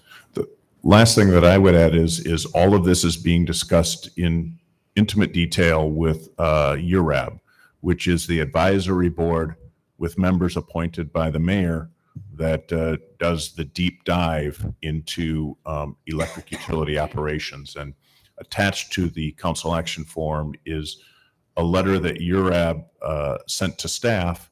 The numbers aren't completely aligned with what we talk about in the council action form, and part of that is just due to the date and the timing when that was put together versus the most up-to-date information that we have in the council action form. But they have been looking at this and are very aware of it, and they're also looking at what the future holds. Questions? Yeah. I see in the manager's recommended action, talking about if 4B is supported, the other things we need to start doing right away. So increased food waste diversion and recycling and conversations with the other cities. And I guess that's sort of where I think council needs to focus too. Because I think the pricing element, you guys have a good strategy there, but this is going to be a big difference in messaging to citizens. And I want us to be thinking about, how much that's going to take, I think, to market a new system and to say, oh, hey, well, what we had been doing, it's not going to be effective anymore. We need to all start changing our habits, because I think that'll be the biggest challenge. That's not really a question so much as just my plug for having a strategy and sort of open eyes going into the challenge, the marketing and education challenge that is going to be. So that's a good point, Brahma. And Brian, the question is, it's assumed that because it's in the report it's implicit if the resolution passes, it's on the agenda that's going to be looked at and come back to council, or do you want a motion in addition to the resolution to give direction to staff? No, I think when we had the solid waste workshop, what was that, in May? It was May. The council gave us direction to already start exploring those kinds of things. Mm-hmm. And we had a list in that meeting of about 10 or 12 items that we wanted to start exploring and learning more about and figuring out how they all fit together with solid waste management, with recycling, with waste to energy, with the power plant. And so we have already started, John, Bill Schmidt, and I have already started drafting what action steps do we need to take in order to accomplish the strategies similar to how the council goals are set up with specific tasks. And so one of those tasks is look more at evaluating curbside recycling, evaluating strategies for recycling drop-off, evaluating, having conversations with the partnering communities in the resource recovery system to determine their intentions and their desires to participate in the system or to do things differently. So we've got an initial list of all the tasks related to that. That's absolutely on the table. Is more recycling strategies and changing how we encourage people to dispose of things. Yeah. And what the best way is to achieve to solve some of these economic issues that come up. You're comfortable with that in terms of the staff being, Yeah. I know you want to bring it up, just Yeah, I as a just point want of to, reference, yeah, it's but- just something I want people to hear. And it's a big deal, I think, citywide. So how people feel strongly about their solid waste disposal, as we learned from just the discussions on the haulers. But I think a lot of people are unaware of how our system really works because for so long we marketed it as this magical throw it in your bin and we'll recycle it all for you system. And that's not exactly right how it works. And we've learned that when the power plant's down, and the capacity's down, we're not sorting it all, right? But I don't think in general, I don't think people know that. And so I think that's the lift, I guess I'm wanting us to think about. So yeah, I just want to say it out loud so that if people are watching at home, right, they start, kind of talking about that system is on the precipice of change, I guess. And more details to follow. So- Yes, So the exactly. point is that it's just it's a philosophical point you're making. Yeah, and just if, I don't know who ell's listening at home. Yep. Thousands of. For sure. I doubt it. Okay. All right. Other questions? So and I'm supportive of the staff recommendation of 4B, but I want to tease a little bit on 4A. So if we close the door during certain times and the trash haulers then are forced to take the refuse to Boone County, then that adds to their mileage and their cost of doing business. And I was trying to wrap my brain around how they would go about billing their customers for that additional. So we're not going to, it would be sort of, I doubt they would absorb those costs. And so how would the trash haulers price that into their costs if on certain days of the week they couldn't use our facility? They'd all have to make individual determinations on that based on their business model, their actual costs. And then, as you said, they wouldn't be able to absorb it, an activity like that. They'd have to pass that along to their customers. But to, what dollar amount that would be, it's hard to say. It's, based on volume that each one of the haulers handles. So it'd be a business decision of each one, but I'm sure that would get passed along to the customers. Yeah. Have we had conversations about 4A with any of the haulers? No. So, I mean, the reason I bring this up is that as we think about cost benefit of these things, we're looking at this, if I'm understanding this from the perspective of the city and from our customers, but I want to make sure that we're including the customers' bill for their trash removal is going to go up. It has to, and under something like a 4A. Right. So, And that's a good point. That's why I think staff is recommending 4B, because then that protects, if you will, or we take on more of that burden. So 4B, nothing changes for the haulers. It shouldn't change. yeah, and I think that 4B stands superior to 4A even without that analysis. But that might be something to think about for future. This is not the last time council is going to have to think through options like this, and to engage the trash haulers into that conversation might be enlightening. The other question I had on this issue of shredding the materials. So do we not do that now? And because it sounds like a very desirable practice, if we don't do that now, why don't we do that now? On days when the power plant isn't Right. Why? isn't operating. Right. So I mean, if this is a positive, why wouldn't we do that now? It's under this scenario, more of a planned activity. We know that the times that it will be done. We know the duration it will be done. Where we're at now, the disruptions are more intermittent. They're unpredictable. So when those happen currently, it's harder to adjust our business practice in order to do that. So to account for those times when the power plant's down, or the bins are full or whatever, then it's a easier, shorter term decision to have the haulers go to Boone for that short period of time. So over this 5-month period of time, it's easier to make the changes and schedule our processes to account for that longer period of time. And maybe this is a question I need to just take offline, but if you'd indulge me, from understanding this process, using these air knives and creating a more compact material, that's a desirable thing, right? And so there's only really a benefit to that when we're shut down and hauling it to the landfill? Yes, we have to make adjustments in order to get that material out of the plant. Right now, the standard practices and procedures aren't set up to haul that material out of the plant. I see. So we have to make adjustments in how to get that out. So that's why it's harder to do that on the fly. Whereas if we have a scheduled period of time and it's a longer duration of time, then we can have that set up to better handle that. Okay, that's helpful. Thank you very much. The other piece to that too is just this air knife.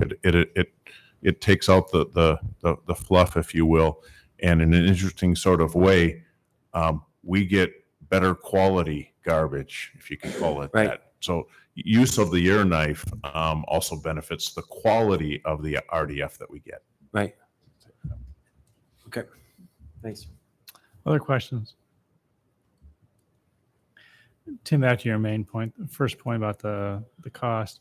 I just want to commend staff. I mean, this is a very complicated issue. And I mentioned this during a briefing that after I read this, I thought it was well done, well described, allowed us to council to really kind of, digest this. But the overall theme is how can we keep the rates as low as possible for our customers? It's always keeping the customer in mind. And I just think that our community, for the thousands that are watching, Brahman, no, for those that are watching it, is that our staff are really concerned about what's the impact to our customer. And I appreciate that. I think that people, sometimes we don't say thank you enough to staff, that having that in mind is really, really important.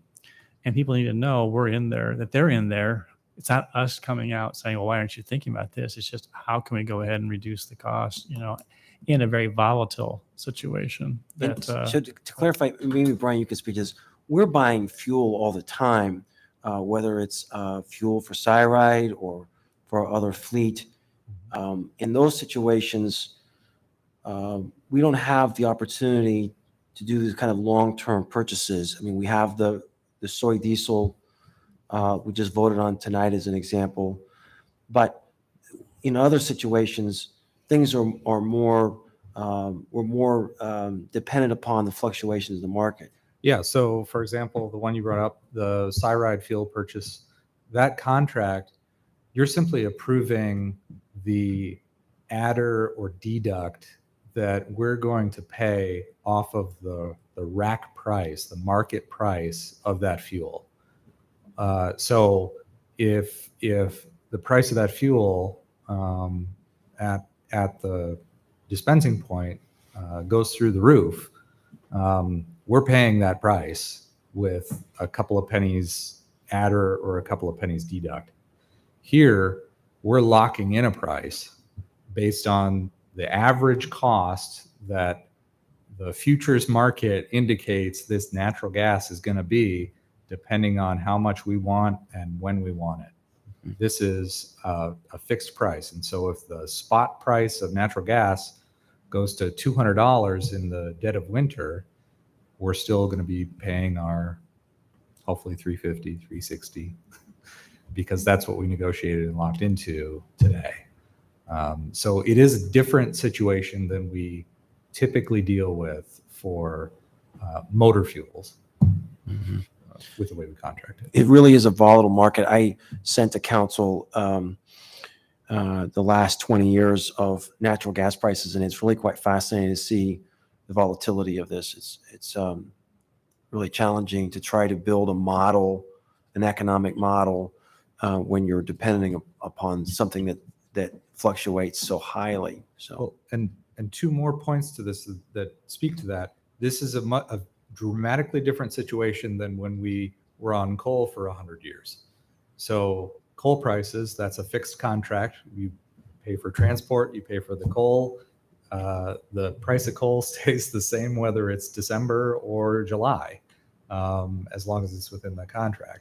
So we're now subject to significantly more volatility and more complication. And then the other component of it is when we don't use this gas, let's say we have an outage and the power plant isn't operating, our gas allotment, we're selling that back on the spot market at whatever the price that might be. So if we buy gas for $3.60 and the spot market in the dead of summer is $2.50, then we're selling it back at a loss because we're not using it that day. Right. Now it works out for us if we happen to be out in the dead of winter, we can sell it back and maybe we can make a little money. But we have no choice in those situations. Right. So we're subject to a lot more market forces than we have historically been subject to. It's much more complex. All right, open to public comment. Does anyone wants to address council on this topic? Hearing none, I'll close public input. I just thought of one more question. Please go ahead, I'm Rowan. sorry. I just thought of it. What about the increase in use of electric devices to do what natural gas devices once did? Some cities have now changed policy on, prohibiting new gas appliances and whatnot, right? So do you have any sense for if that will drive the price of natural gas down over time because there's less demand in general for appliance use of it? And so then would that make the price lower for municipal use of it? You see what I'm asking? Yes. Even that's somewhat of a complex question Okay. because then you start getting into greenhouse gases. So if the intentions are to use less natural gas, and the use of natural gas goes down because there's maybe less natural gas water heaters and that type of stuff, that's actually the smallest. That in and of itself doesn't make a huge dent. It'd be furnaces. So people would have to move from natural gas furnaces. And again, industry and things like that would really have to go there. But as the price drops, we still want to try to use less and less natural Sure. gas because of the climate action plan. It's interesting. We were looking at some of the facts that Ames Electric Power Plant is the largest natural gas user in the entire city Huh. Okay. by far. Hmm. So it's something that we don't want to simply wait for a good price and Yeah. buy a bunch of gas. We also, due to our climate action plan goals, try to use less and less natural Oh. gas and replace that with wind, solar, and other renewable resources. I appreciate that response. Thank you. All right. Hearing no further questions, I entertain a motion on resolution authorizing staff to approve amending the contract with Macquarie Energy, LLC, Houston, Texas, to extend the existing natural gas supply contract for a term of not less than 1, but not more than 3 years at a price of not more than $4 MMBTU and a total cost of not more than $14.9 million, and further authorizing the transfer of funds from electric fund to resource recovery fund to offset the shortfall in net revenues due to the reduction in natural gas purchased for the remainder of FY 23-24. So moved. second. Thank you. And this motion presumes that the in 4B, the description of what you're going to be doing is going to be transpiring because it's not part of the motion. This is motion is basically the officially giving you authorization to proceed. All right, roll call, please. Aye. Aye. Aye. Aye. Aye. Aye. Thank you. Thank you, you. gentlemen. Thank you for Appreciate your it. support. Brian, are you going Well- to say something? Well, one other point that was raised earlier in the report, but it wasn't in the final recommendation that we will take care of. Once we do lock into a contract, we'll run some analysis on what that means financially, to the extent that we can know that at the time and report that back to the council. So you'll have a sense of where we landed. What about timing on things like recycling options, and when will we hear more of those? We've got to have some more discussions and come back to you. I think probably fall. Yeah, I think we can get back in the fall with strategies and where we think we're headed, and see if the council agrees and has other insights. Okay, thank you. All right. Thank you, gentlemen. Move on to item number 11, hearing on zoning text amendment to allow a sports practice facility as a use within general industrial zoning district of section 29901 of the Ames Municipal Code. And I see Benjamin is impatiently waiting. Thank you for coming. And maybe we'll just say, does council have any questions for Benjamin on this item? Mr. Mayor, I Yes. do have one update to the report. Okay. We did receive, after this report was written and sent to you all, we did receive word from the applicant that they are no longer planning to go at the proposed facility on East Lincoln Way. So, I mean, there's been a lot of work done and a lot of hoops jumped through to make this happen. Was there any explanation given what we've done to try to accommodate them? All I have is just that they decided not to go forward at that location. So I didn't press on. So, all right, so this is why I think council and I think why staff was cautious about doing something that was site specific. If this, on the basis the ordinance changes the ordinance moves forward, does this still allow them some flexibility to go someplace else that falls within the parameters of GI?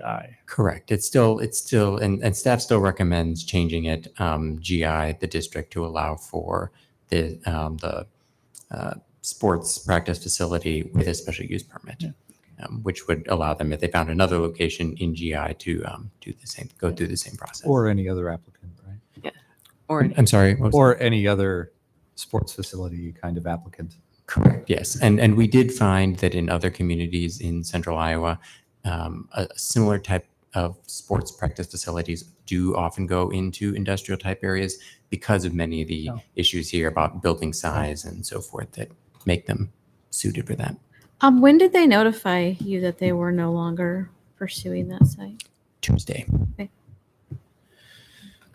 I can't think of a better textbook example for not doing something that's site specific, essentially. I mean, I still like the idea of finding ways to say yes Yep. if we Yep. can, Agreed. but I am perplexed that we weren't notified, and so they're not withdrawing the application. They're just saying we're not interested in this site. Am I saying that correctly? They did not withdraw I mean, it's an amendment or a request for a text amendment. They did not withdraw that application. Like I said, staff still thinks that it's worthwhile to go forward with that. I mean, while we might find it frustrating, if staff still thinks it's fine, I would say we just go ahead. And Yep. get it All done. right. All right. I'll open the public input on this particular proposed text amendment. Is there anyone interested in addressing council on this item? Seeing and hearing none, I'll declare the public hearing to be closed and entertain a motion on first reading of ordinance. So moved. Second. All right. Roll call. Aye. Aye. Aye. Aye. Aye. Aye. Thanks, Benjamin. All right, moving on to item number 12. Entertain a motion on second reading of ordinance amending Ames Municipal Code, Section 11.4 regarding urination and defecation. Move on second. Second. Thank you. Roll call. Aye. Aye. Aye. Aye. Aye. Aye. Thank you. And I entertain a motion on third reading and adoption of ordinance number 4506 on rezoning of 314 Bourne Avenue from General Industrial GI to Government Airport District S-GA. Move on third. Second. Thank you. Roll call. Aye. Aye. Aye. Aye. Aye. Aye. Thank you. And moving on to disposition and communication to council, we have one item. We have a request from Ames Ford Lincoln regarding a very minor reduction in their green space in order to allow the installation of 12 electric vehicle chargers. Move that we request a memo from staff. Second. Thank you. Those- So I have a question. Go ahead. Do we want a memo for staff, or should we just put this on the agenda? I'm fine putting it on an agenda. There's a part of me that, and I chatted with Brian about this earlier today a little bit. I don't like doing text amendments for specific projects, as was just evident by the example we just had. So I'm wondering if there is a larger discussion to be had about smaller requests that can be done and approved at a staff level, rather than having to come back to council and doing full-blown text amendments every time. Well, I think so I agree with that by itself, but I don't want to overthink And this I'm one. fine. I don't either. I'd like to just approve this tonight if we could. We can't do that. But Oh, I understand that. My point is that I worry that this delays this further. If we're leaning towards doing it, let's just do it. Put it on the agenda and do it. But I certainly concur with your recommendation, Amber. I think we should do both at the same time. So I'd like to have a memo on exactly what you're saying about expediting the staff approval process. But I'd like to put this on agenda and just get it in the books. Okay. Right, so was there I'll a- change my motion to put this item on a future agenda.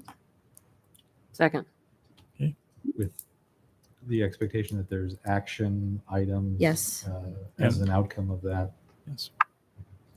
And probably with just, as you will. you know, Alternatives, Yeah, to move CAF, forward, yeah. it kind of takes Council into, action. Yep. it takes into consideration the comments that were made in terms of how can we minimize this coming and letting staff go ahead and move forward with it.